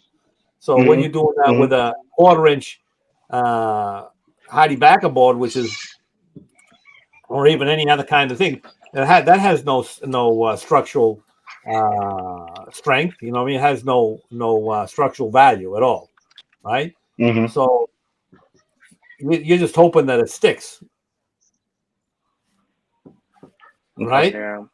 So I don't want to be the guy to tell you, but I just was. You are. So Thanks for letting me know. I just looked at a job where they did exactly that. They put down hardy backer board, and then they on a concrete slab, and they ripped up the tile, and they wanted to retile it, and I walked away from it. Because the way to do that is self-leveler. Say it costs too much. Well, it costs too much to do it twice. Yeah, true that. Yeah. So when a lot of times when people want to tell me how to do stuff, but that doesn't happen too much anymore, right? But Mm-hmm. it used to be that people say, "Well, I want you to do this, and this is how I want you to do it," right? I'd be like, "If I'm going to do it, I'm going to do it my way, or I'm not doing it at all." It's funny you say that because I talked with Omar about this. I had a job recently where it was an old, I think 60s, I forget how old it is, but it had like the old, like the decking subfloor where it's just like the 1x8s running across diagonally. Yeah. And I came in and I was like, hey, yeah. So I came in, I was like, hey, we're gonna have to cut all this out, replace this with plywood so I can put, your membrane. And she was like, oh, well, the last contractor said they were just gonna put the backer board over that. No, and she's like, we want to do that. And I'm like, I'm not doing that. Like, I'll cut it out and put plywood and then do that. But I'm not. You don't have to cut it out. You just put a 1/2-inch plywood over the top of it. But she didn't want her floor high. Her floor was already high. So well, here's the thing, right? They're gonna put they're gonna put backer board on it. What they're gonna use, 1/4-inch or 1/2-inch? Well, I'm trying to steer them more towards uncoupling membranes. Okay. So what you want to do, I think Schluter. I mean, you got to check this out. Will for their uncoupling membrane, I think Schluter might allow minimum 3/8-inch plywood. 1/4-inch is a no-go, right? It's a 3/8 underlayment. You still have to have, I believe, at least a 1/2-inch underneath because they want a minimum 2 layers, which I actually went down a deep rabbit hole. I didn't know that was a thing. But if it's 3/4, say again. What do you set, marble? No, they were just gonna. Well, they're going back and forth between a 12x24 and then potentially like a 2x2 hex mosaic marble on the floor. And I was like, well, I need to know which one so I can kind of adjust your system accordingly. Yeah. Because I know you could technically put 2x2s on a uncoupling membranes. I feel like it's just a little too small. So if you want to do that, if you want to use an uncoupling membrane, you go with Permat. Okay. There's no size restriction on that. Okay, because that's technically not an uncoupling membrane, but it's the only structural, it's the only underlaying like membrane that actually adds strength to the floor. It's actually structural. Uncoupling membranes do not add any structural strength. Cement board has no structural value of any kind. Yeah. So if you wanna strengthen a floor, you're gonna have to use plywood. And the minimum thickness of plywood that can be in any tile assembly is 3/8. 1/4-inch is garbage. Can't use it at all. Oh, right? I don't at all. If anything, I just go straight to half. And half is better. Half is better. It just depends on what the height situation on their floor. Like obviously, if they got like a 3/8, 12x24, tile, and I got to build it up, then we got to start, seeing how important the floor level is because especially for elderly people, it makes a big difference. Oh yeah. So that's why I'm like, well, we cut the subfloor out, replace it with 3/4, and then 3/4 tie and groove. Yes, I do the Avantech, and then if I happen to layer something on top of it, it's common sense, but not everybody does it. If the joists are running this way, the original subfloor runs this way. If I'm doing a layer on top of that, it runs that way. Then my backer board runs this way. No, really. The top grain always runs across the joist. Yeah, that's what I'm. Top, bottom, every layer. It's always perpendicular to the joist. Plywood, right? The top grain face, right? Has to like your joists are like this. Your plywood's got to run like this. The second layer, same thing, right? You try it. You get a piece of plywood. You put it on a couple of joists, right? With the grain facing the direction of the joist and step on it. You'll see it both, right? You put it the other way, it's much stronger, right? Advantech, OSB, right? Same thing, because the top layer of the OSB and the bottom layer of OSB are bigger fibers, right? And they're oriented more or less along the long direction. The middle of the OSB is smaller strands, and they're more or less oriented in the opposite direction, right? In the perpendicular direction. So OSB has a direction as well. So if you do the top facing layer, the long side across the joist, and you step on it, it's strong. You put it the other way and you step on it, it's much weaker. Wow. That's actually very surprising to me. I was always taught to just always crisscross your layers, kind of like you're overlapping. This is why when you got a lot of guys, I've been doing it this way for 30 years, and the guy that you taught me, he was doing it 40 years, and I've been doing it the same way as he's been doing. But how much stuff has he lost in that 30 years that he doesn't remember? That's why you need these. Everything you need to know is in here, right? In here, in the ANSI standard, I got that up there. I mean, do I have one here? So, and is that information about the plywood in here? Yeah. Really? It's in the methods and stuff, right? Or if you want to go, you want to like a diagram of it, go to the Dietra handbook, right? I think it's on page 17. They'll have a diagram and they'll have it all spelled out for you. Yeah, and I mean, I noticed on here the 2 layers of plywood that they got, but I never noticed. I always thought they that particular part about the orientation might not be in there. I was going to actually ask you about that. For example, go ahead. That's what I'm talking about. Where you can see multiple layers that they run. Which year is that? This is 21. Yeah, this is 21. 21. I wanted to ask you that because you were saying every other layer on top, they all go the same way, which, I don't know how that is, but you used to do, like the other types of flooring and stuff. And I do a lot of vinyl plank flooring, and I also do, every now and again I'll get LVP or laminate floors and things like that. But I do other hard surfaces. When a customer says, oh, which way are we going to put the wood, or which way do we want to do our floors? Do you do it the same way as you do? Like, does that actually matter? So you can't correlate ceramic and porcelain tile, right, with hardwood or laminate, because laminate bends, vinyl bends, right? It doesn't care that if the floor is not as structurally sound as a porcelain tile. But then again, I don't really do laminate floorings or vinyl plank floorings, but you know what the flatness requirements are for those floors? It's probably more. It's probably they need to be flatter than for ceramic. You know why? Because over time, if the floor's not flat, there's movement. Those kind of grooves, those little interlocking things, they break. So the floor has to be flat. You know what I mean? Yeah. So that just because you're using an LV, what is it? LVP? What LV? Yeah. Or laminate flooring doesn't mean the floor doesn't have to be flat. It still has to be flat. Right. Yeah. So. Hey, so Sal, when I was back to that job that I fucked up on, what should have been the best? What would you have done to raise the floors up to the tile? Self leveler, or how much would I have had? How much? What was the thickness? It was a half-inch. I had to bring it up a half-inch. Self leveler. Jesus Christ, man, that was so much self level. Okay. I had never used it before, so I told her, I was like, man, we're looking at like 2 pallets of self leveler to raise this shit. So I was like, how big was the floor? What's that? How big was the floor? Her living room floor. It was like what was that? 11 by 22. What's the math on that? What's 11 by 22? 240. It's not that big. 242 square feet. 240. That's not that big. It's not that big. You gotta build how many bags of self leveler would that have been? What, does it matter?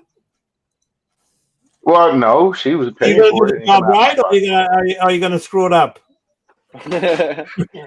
See, I mean, you have although you do have the luxury of calling in Donnie now because you guys are like neighbors, so y'all theoretically can maybe knock that out. But you talking to the job's done, man. That job is done. It's a done deal now. I mean, I know, but something back 5 years down the line, and sure, it was on concrete. You didn't have to get an expensive self leveler. It was on concrete, right? You don't have to get the best of the best. All you do is get one that works, right?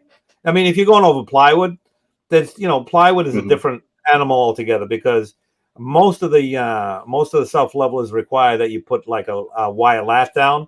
Although there are some that are fiber reinforced and you don't need it. I get a lot of crap. One video I've got out there that I put self leveler on a plywood floor and I didn't put any wire lath down. And it's like I didn't put any wire lath down because it doesn't require a wire lath. Not because I doing it, right? It's a lot of crazy. Right?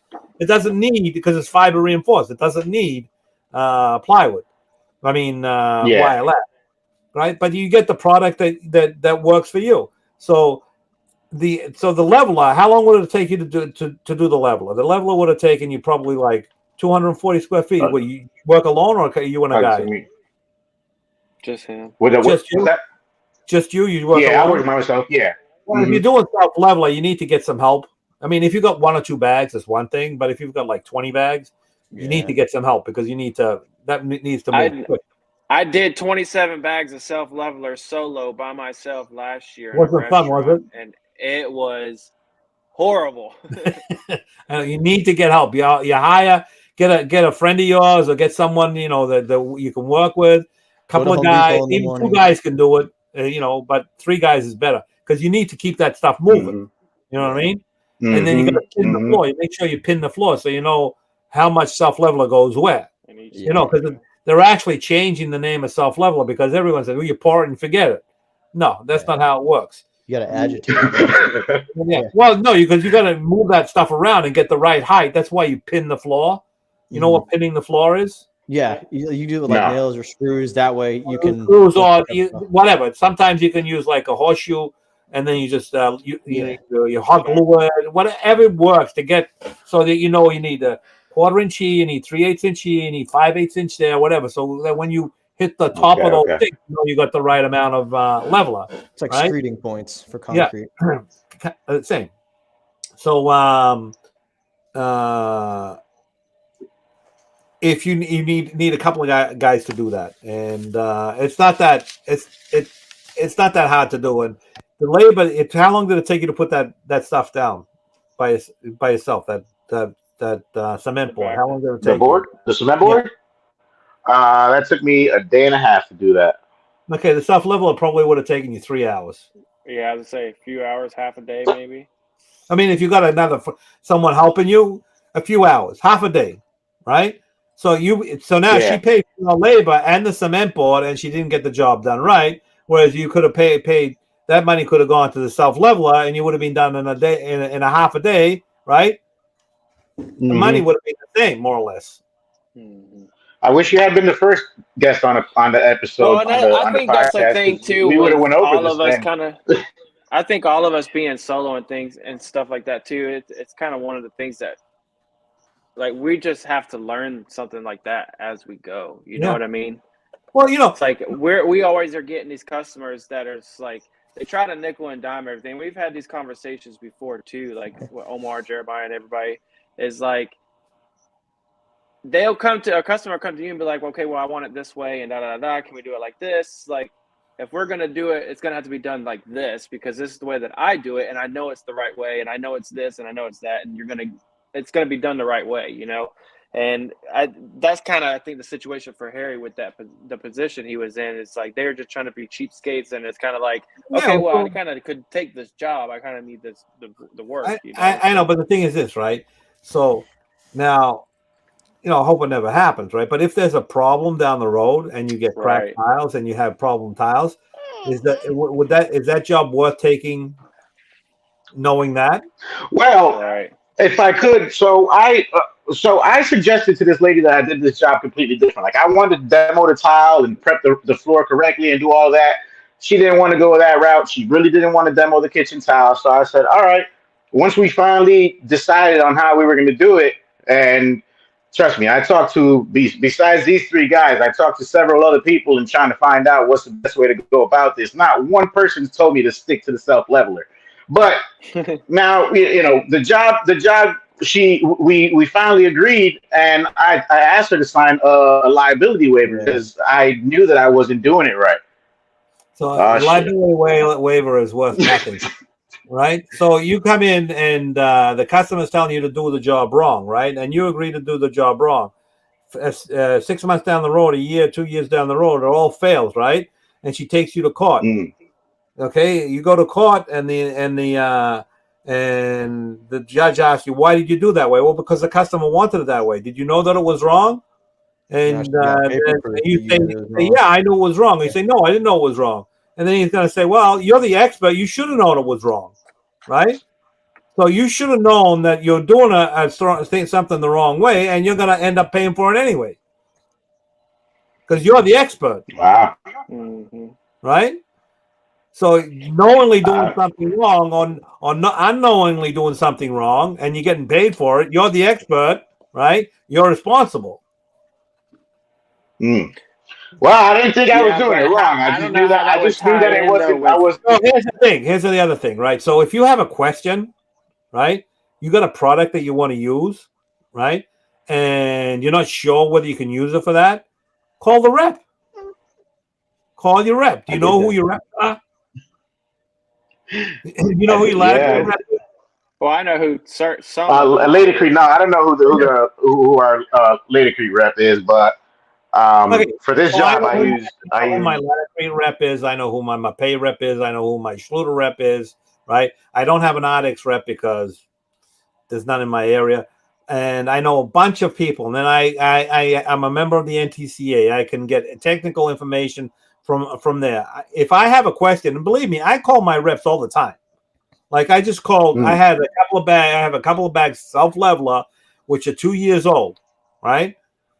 And just under 2 years old. And I called my rep up and I sent him the date, right? And I said, can I still use these? Because I thought they had a 1 year shelf life, right? Come to find out, they have a 2 year shelf life, right?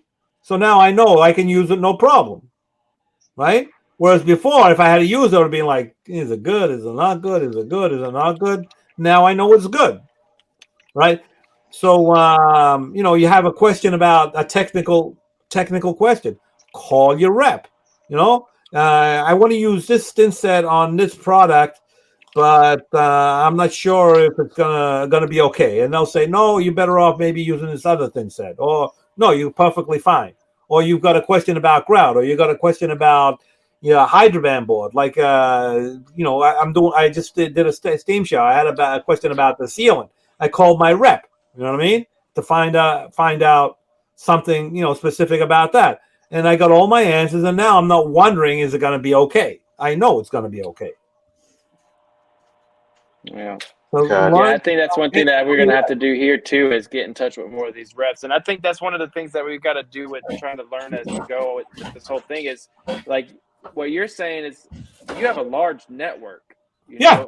Obviously that didn't start from day one or, year one or whatever, but you gradually continue to build them relationships with people. And I think that's something that we all honestly probably should do do that. better And at. your reps want to help you. You know what I mean? Because if you use their products Yeah. successfully, you'll keep using their products. You know what I mean? If you do a job and then it fails, and you're gonna be, I use that my pay thin set on there and it didn't work. When it wasn't the thin set, it was you. You know what I mean? Mm-hmm. Whereas one call, would have solved the problem. You know what I mean? So Yeah. get to know your reps. I mean, they're there. The reason they have customer reps is because to help the customers. Yeah. And I know all my reps, and I keep in touch with them. And anytime I have a question, and once you get to know them, they might be in the area, and they might show up and say, "Hey, I want to take you out to lunch." You know what I mean? Oh yeah, that'd be nice. Mm-hmm. So with all the years that you have been within the industry, do you like the way that things are going with all the new things and the technology and stuff, everything that's coming out now from what it used to be? Do you like the way that it's going?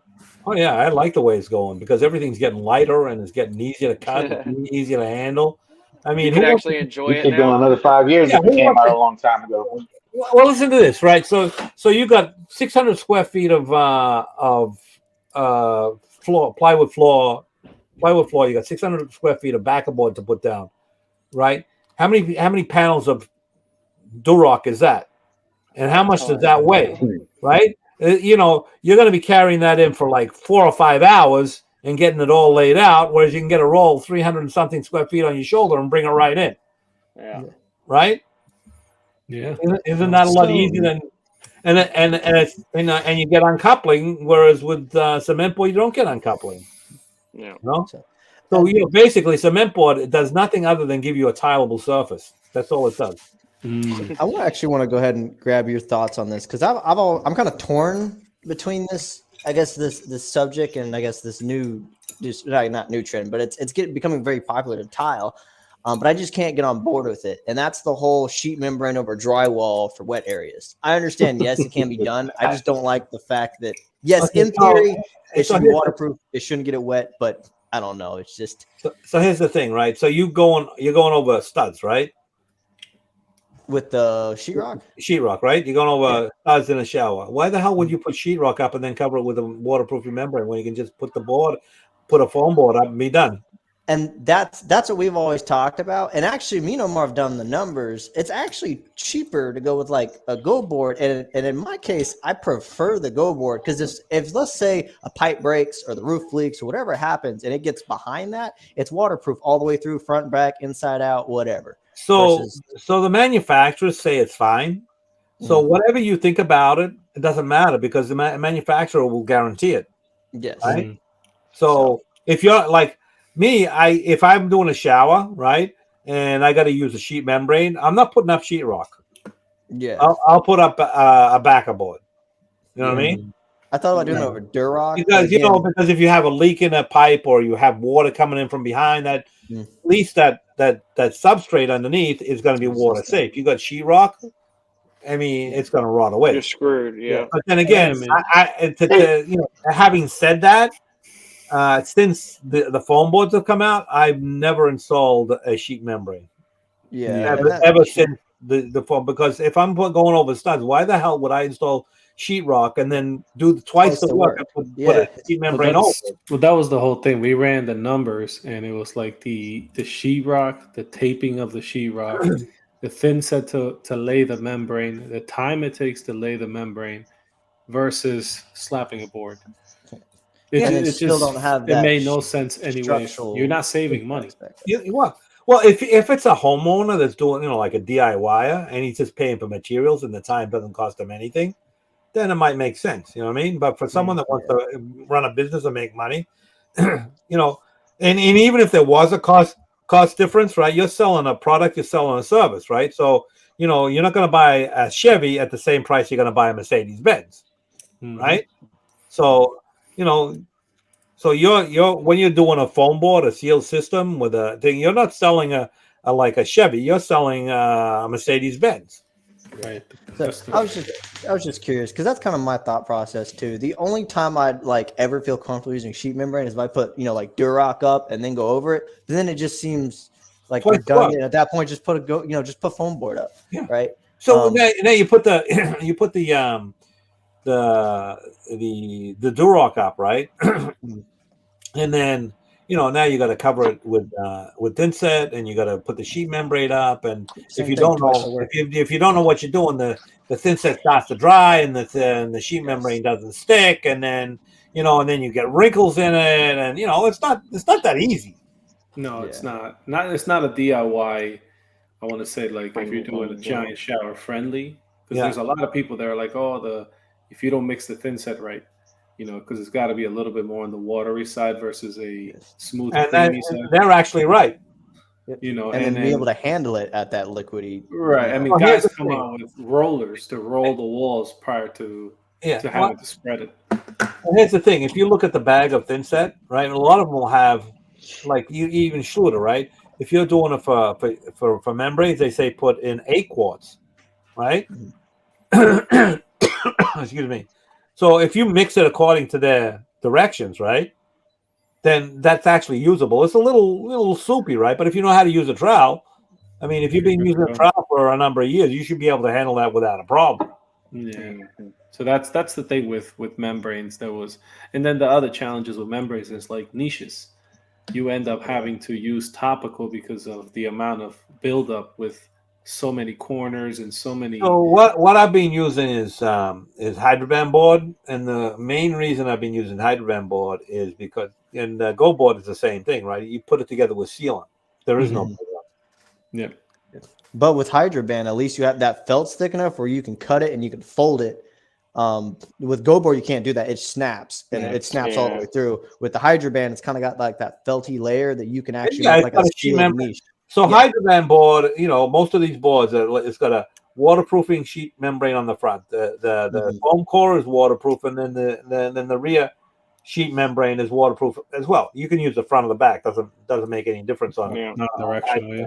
right? It's just you want to see print or you don't want to see print, and As then long as you it can goes make the a same niche. direction. Like I used to make buy the niches and then cut them to size. Now I just make them. Yeah, Yeah. just I usually my way to go is I tile it up to a certain point, or depending on the tile. If it's subway tile, I definitely tile it up to a point because there's no, like we always said, the thing somehow moves some way or another. So I tile it 2-3 rows below, build a niche. I can start working on the other wall until that starts drying, and then continue on. Yeah, that way you get a full tile. That's what I do. That was Usually depending on the size of the tile, right? I'll go like a 12 by 24. I'll go up to the row before it, right? And then I'll figure out my niche, and that way I get a full tile. And I always make my niches slightly bigger, right? Because if you miss, and your tile's here, and you're like an eighth of an inch too high, that's a problem. But if you're an eighth of an inch too low, it's not a problem. Yeah, you just backfill it with that. That's another thing too, that it was experience learned. I had one that was just perfect, but it was not going to sit right, and I had to learn that 1/8 inch below, so that way you let the tile, you're always going to have that playroom. You can always fill it. Yeah, so that's, and then because I actually did one. I think I have a video of that too. I figured out my niche. I put it in, and then I was figuring for the 1/2 inch for the thickness of the. And then when I cut it out, I cut it on the wrong line, and now it was 1/2 inch too much, right? Oh man, made that mistake So too. now I had to rip it out, right, and do it again. I mean, crap happens, It happens. It happened to everyone. Yeah, I actually had to get into Sal, the that habit of bench that you Go ahead. go ahead. Oh, okay. No, that bench you made. Go ahead, Harry. Do you think? I think we're on that bench you made recently. You said you put that together with just sealant around the back wall and the sidewall. Yeah, and the C channeling or that channel U channeling.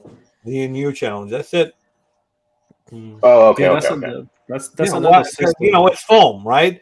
So even if you put a screw in there, what's it going to hold? Foam. Yeah. Yeah, no, that's. So I do put screws in it, but the only reason I put the screws in is to hold it in place while the sealant dries. You could take the screws out afterwards if you want, right? So you just put those screws in there so it doesn't if you knock it or whatever, it doesn't go anywhere. But then once that dries and it cures, like the next day, it still might move a little bit because it's not, the sealant hasn't completely cured yet. But like after a few days, that thing doesn't move. Like the customer was like, "You sure that's going to hold? You sure that's going to hold?" And then yesterday, I was cleaning everything up, and I said, "Sit on it," right? So he sits on it.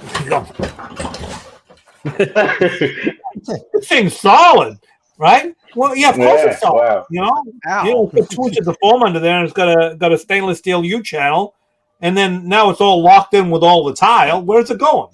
Nowhere, yeah. That's the new system too. I don't know if it's a new system, Hydroblock. Oh, they showed us at coverings. They used just the sealant to hold the floating bench, and he said 500 pounds was the max on a floating bench, or 600. It was a crazy number. Whereas like 2 people are gonna have to stand on this tiny little thing to break it. Yeah, no. And then if you go like when the Curdy board first came out, and I think they came out in 2009. I went to John Bridge. You ever guys hear of the John Bridge Forum? Yes. Yeah. So they had a Schluter thing for the John Bridge Forum in South Carolina at the CTEF, right? So I was invited and I went, and they had this. Now the Curdy board, it was all ready to go, but it hadn't been put into distributors. It was made, but it hasn't been, distributed yet. So they made a bench seat, right, all out of foam board and all put together with the sealant, with the Curdy fix, right, and 2 guys sitting on it didn't move an inch. Yeah. So, the 2-inch foam boards are building panels. Like if you're going to build a wall, that's a Weedy, right? No, it's a Hydroblock. We actually got an interesting test we did between Hydroblock and Weedy. We were actually very surprised. seeing how Weedy is such a IFO high-end system. So we actually got a Weedy sample when we were at Coverings, and we got this Hydroblock sample. The Weedy sample is probably about half this size, and we were able to snap it pretty easily. This is twice the size, so ideally you have more leverage. Yeah, and it was much harder to snap than Weedy, and it didn't cost as much. So does that have some kind of reinforcing fiber in it or something? Yep, just like Weedy. I mean, I actually have a Weedy sample over there. On the front of it. Yeah. So, I mean, we were throwing this in the pool, we were tossing it around, and they got everywhere from like the 1/4 inch to 1/2 inch to 2 inch.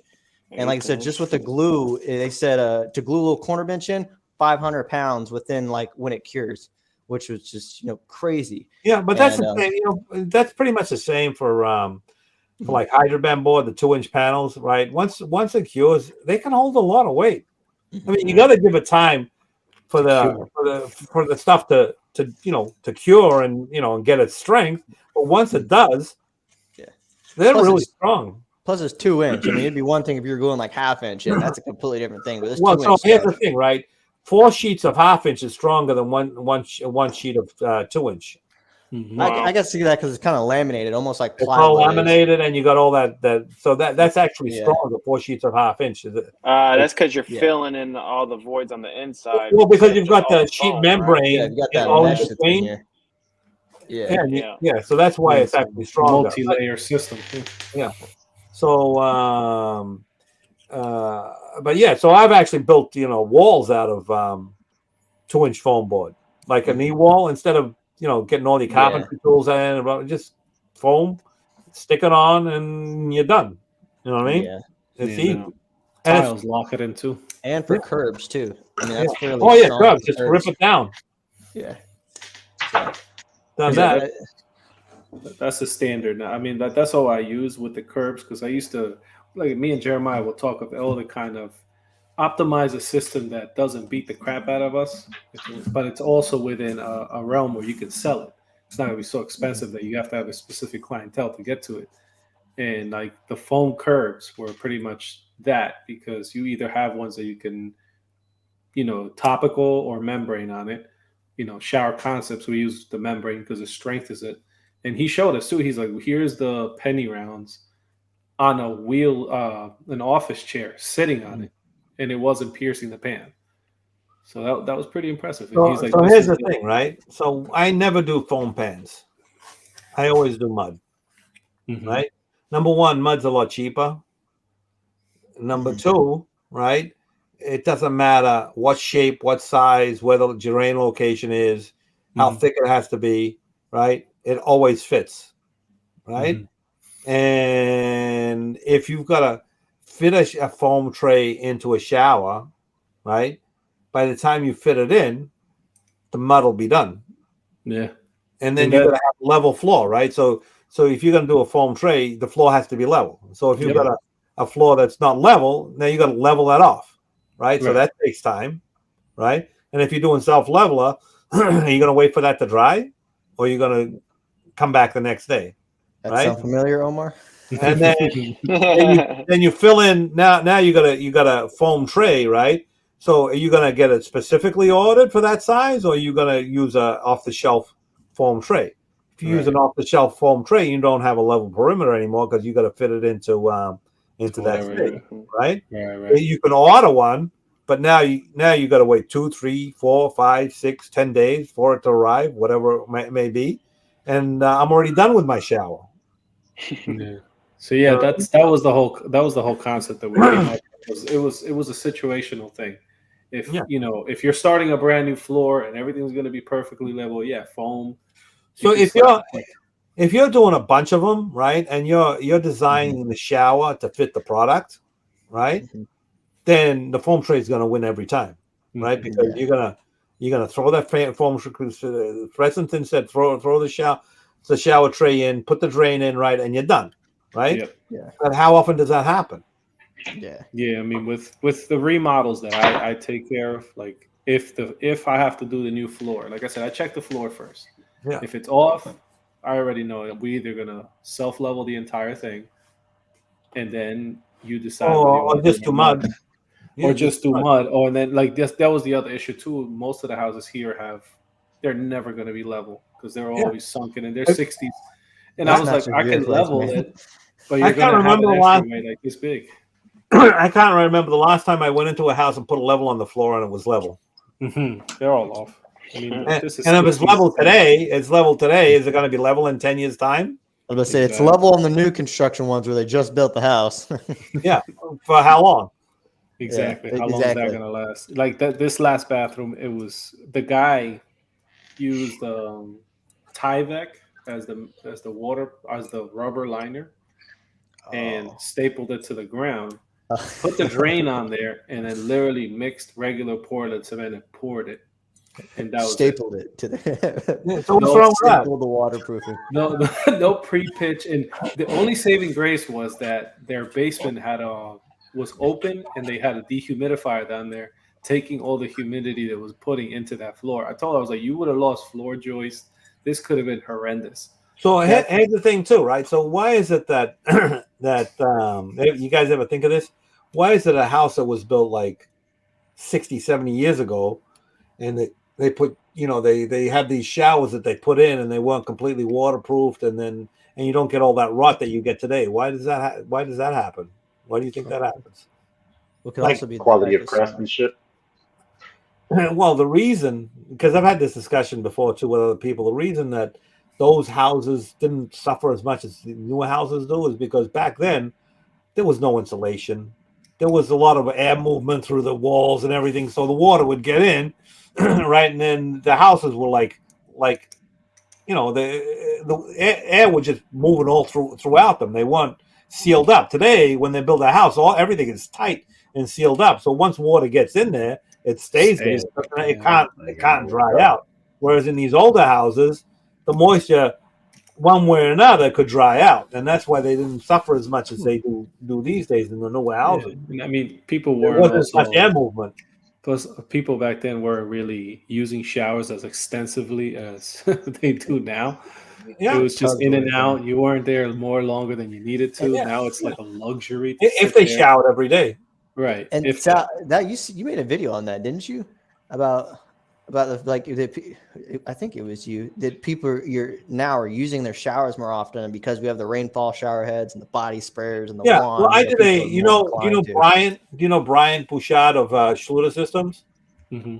Yes. And so I did a few videos with him that you just talked about tile and different systems and stuff like that. So maybe that's where you saw that, or could be, or maybe I've talked about I've been doing this a long time. I've talked about stuff that I don't even remember talking about. Yeah. Now, how did you get into the whole social media thing? Like, what drove you to Okay, so the reason I started on YouTube wasn't to be an influencer, and back then influencers wasn't even a thing, right? Was the word, yeah. So I had a website and I wanted to post videos to my website, just to highlight the work that I did. That's to have some content for my website. So I would record some videos, upload them to YouTube, and then embed the video into my website. That website's gone now. I mean, I still have my website, but it's the same, still elitetileco.com, but it's a different website now. And so there wasn't all that much stuff on YouTube back then. So YouTube contacted me and said, your videos are doing not too bad. You want to make some money? And I was like, I'm not stupid. Do you remember what year that was when they said that to you? What's that? Do you remember what year that was? That was... Because YouTube's not extremely old, YouTube started... I was on YouTube in 2007, and it started in 2006. Yeah. Right? Yeah. So, but I really didn't do anything for a lot of years. I just upload stuff and embed it in my website. I really wasn't doing any. Yeah. And then a few videos got a few views on them. YouTube contacted me, said you want to make some money with AdSense, and I says, yeah, I'm not stupid. And then so I started, and that's when I started to make how-to videos, and that was probably. So is that why you started talking in your videos? Because for like 3 or 4 years you didn't talk. Yeah, because I was just doing that for my website. I wasn't doing YouTube to do YouTube. I was doing I was doing videos, I and think that was a YouTube. place that you could upload your videos and then use that resource to embed the video in your, so that's just Right. Just show- video It was a storage. reference. It was a reference Yeah. point. Yeah. You were just using it as a tool to get your content onto your website. Gotcha. I wasn't like I want to be like an influencer, and even today I'm not like I want to be an influencer. I just do what I do. You know what I mean? Yeah. So Things that you've always done. I think that's what the whole. But you purpose have been making reels. You've been making reels for about 12 years though. You just didn't know you were making reels. reels on Instagram. You mean? No, YouTube. No. The content you were making on YouTube so many years ago, you didn't know it was going to be what it is now. You've been doing it. Yeah. Yeah. Because there was like you want to make some money. So I said, well, let me do a how-to video, and then the how-to videos got a lot more views. So I just kept doing it. Yeah, I mean that's sort of how I find out what works. Yeah. So I guess to kind of lead into that, because you mentioned that you have like a year or so more that you think left of tiling. Are you thinking you're trying to like step away completely? Or are you going to try to go more of the education side of things? Because you are. Well, I'm not going to step away. Just installing. Okay. I'm not going to be installing because I'm 65 years old. When I'm going to be 66 in November, right? Okay. So by the time I retire, I'm going to be 66 and a half, right? I can't see myself installing tile at 67. Yeah. I want to be able to get out of bed in the morning. So. Yeah, no, that's so. Did you get into tile? Did you get into tile like after high school? How long? Well, I know you were doing other stuff before that, but did you kind of get into construction? Like I said, I'm an immigrant here. I came to this country in 1984, and my wife's family was in the flooring business, and that's how I got into it. Where'd you emigrate from? Where? Yeah. Let's see. Can you guess?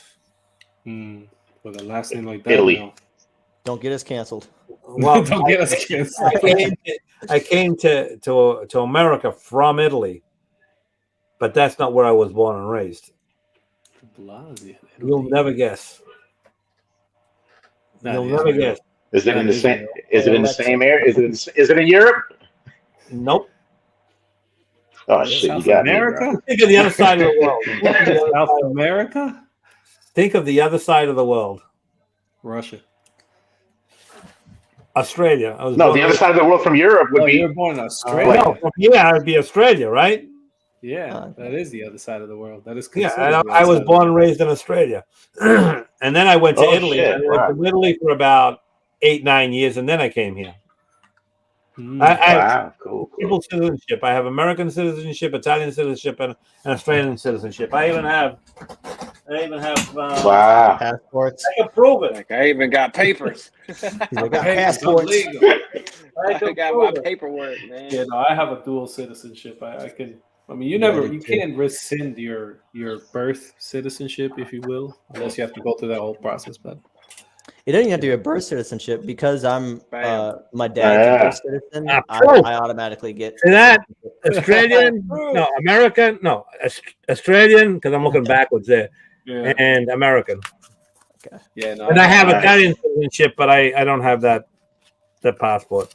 I mean, technically, I have a Canadian citizenship too. But were you born there?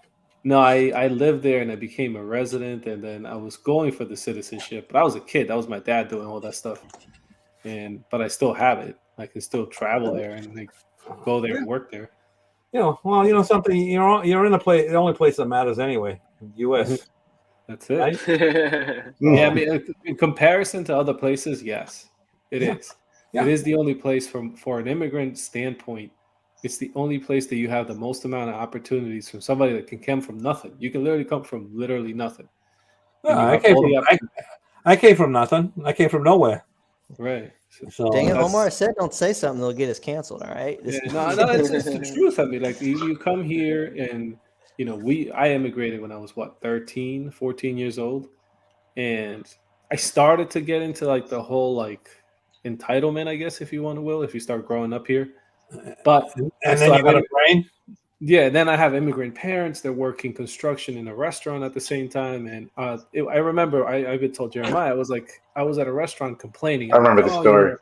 you get jobs, you guys got it easy, and the guy's like, yo, I got 2 jobs and I don't speak English. I mean, what is your excuse? I mean, he said, you Exactly. went to school here, you have everything. What is your excuse? I have 2 jobs and I can't speak your language. Yeah. So Well, it's not your predicament. It's what you do about it. exactly. Yeah. Mhm. I mean, and Mhm. doing what we're doing now is living here and being in America, you can literally put me anywhere and I will succeed. If you've got a trade, you're probably not going to get rich, but you'll make a living. Yeah. Yeah. You won't go hungry, that's for sure. Yeah. So Yeah, you'll we said always that the last episode. Yep. As long as you got as long as tools, you got- you make as long as money. good tools. You got some skills. You'll have food on the table and a roof over your head. I mean, For sure. so and then you know what the requirement is to make it here in this country. I think it was Ben Shapiro has something like this somewhere that if you finish high school, right, and you don't have kids before you get married, you'll be perfectly fine. Yeah. You hear that, Jeremiah? He's the youngest one. Hey, of the I didn't group. say I was gonna have kids before I get married. I just said I wanted kids. So No, you're gonna be the survivor. Yeah, so, That'd be the so that's the thing. I have 2 kids, 34 and 30. I have 1 grandchild, and I got another one on the way. She's at the hospital now, in labor. That's my daughter-in-law. Wow. So Congratulations. and then I got another one on the way. My other son is having his second child. So, the family's growing really quick. Yeah. No. It gives you You something. get to rid of look your forward own, and now you got grandkids. We had Now a you little can bit of spoil freedom, them and send them freedom back. for a little bit of time, right? to. Yeah. So- Enjoy a little bit of peace. I mean, that's and that from an immigrant standpoint, again, growing up in South America, it was big families. Everybody lived in the same block. So having a large family isn't like a problem for me because it's literally actually what I I'm Italian, right? I'm Italian.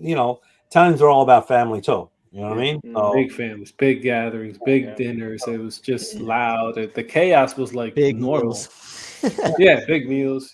Chaos is Especially normal. in South When it's America, there's quiet- not a small sitting. If you got people, dude, Oh, oh Jesus my Christ. gosh, I got to meet like 3 aunts a day when I went down there, and it was like a feast, dude. Me trying not to be disrespectful, I ate They weren't everything they put in asking. front of They me. were like, "This Oh is what no, you're dude. eating." Oh, Like, okay. I go home and I feel useless, man. I'm just laying in the bed. My dad's like, I don't want to go anywhere. yeah. So you wish you could do that now? Oh, yeah. Yeah. That's the only thing I know. that's the only thing I miss. Is Hey, listen, guys. How long are we gonna keep going on this thing? no, we're good. We're good. Yeah, We're we go can- anytime you yeah. want. Yeah, I think I gotta get a couple of things done before I go to bed. No, absolutely. Okay. I mean, you gave Yeah, us more than enough time. Yeah. And So if we you want to do it again at some point, not tomorrow, but if you want to do it again at some point, Yeah, no, absolutely. I mean, you gave us so much information, and I'm Yeah. sure this is going to Thank help you. whoever watches. Thank you for your time. was this live or were you Yeah, just it was live. This recorded? is alive. It is Oh, live live. as well. So there's no retracting anything now. Nope. With I'm that being fucked. said, yeah. Yeah, listen. So Okay, well, so then let's go everything ahead. we said is out in the world, right? That's Correct. it. Well, I didn't mean to say. So, all right. Well, then, again, thanks, Sal. We really appreciate you. You've been a wealth of knowledge. Me, especially being on the younger end. I've referenced a lot of your videos, and I've kind of gone back. So, personally, you've helped me. I'm 21, and there's always room for me to learn. And like I said, knowledge and information is always nice and accessible. And you've definitely Knowledge been is power. a big contributor to that. Well, it was fun, guys, and maybe I'll Thank see you. you at Covering or somewhere else sometime. Yeah, Yeah. absolutely. I know I saw you at Omar. Not for like what was I hanging out with Misha or something? Yeah, Mhm. but Misha actually Yeah. he used to live in the same town that I grew up in. Oh, that's how I really? met him. Yeah. He Yeah. went to high school with my wife. Yeah, he's a good kid. I really Yeah. like him. And Yeah, he's he's like a genius with social media stuff. Yes, he Oh. is. We got to talk with Oh, him yeah. last week. Was that? We got to talk with him last week. Oh, yeah. Oh, Misha? Yeah, good Yeah, he's on guy. our last line. Yeah, yeah. But, Yeah. all right, Anyway, we'll go I ahead and close appreciate it it. out. Thank you for your time. take it easy, guys. Good. Thank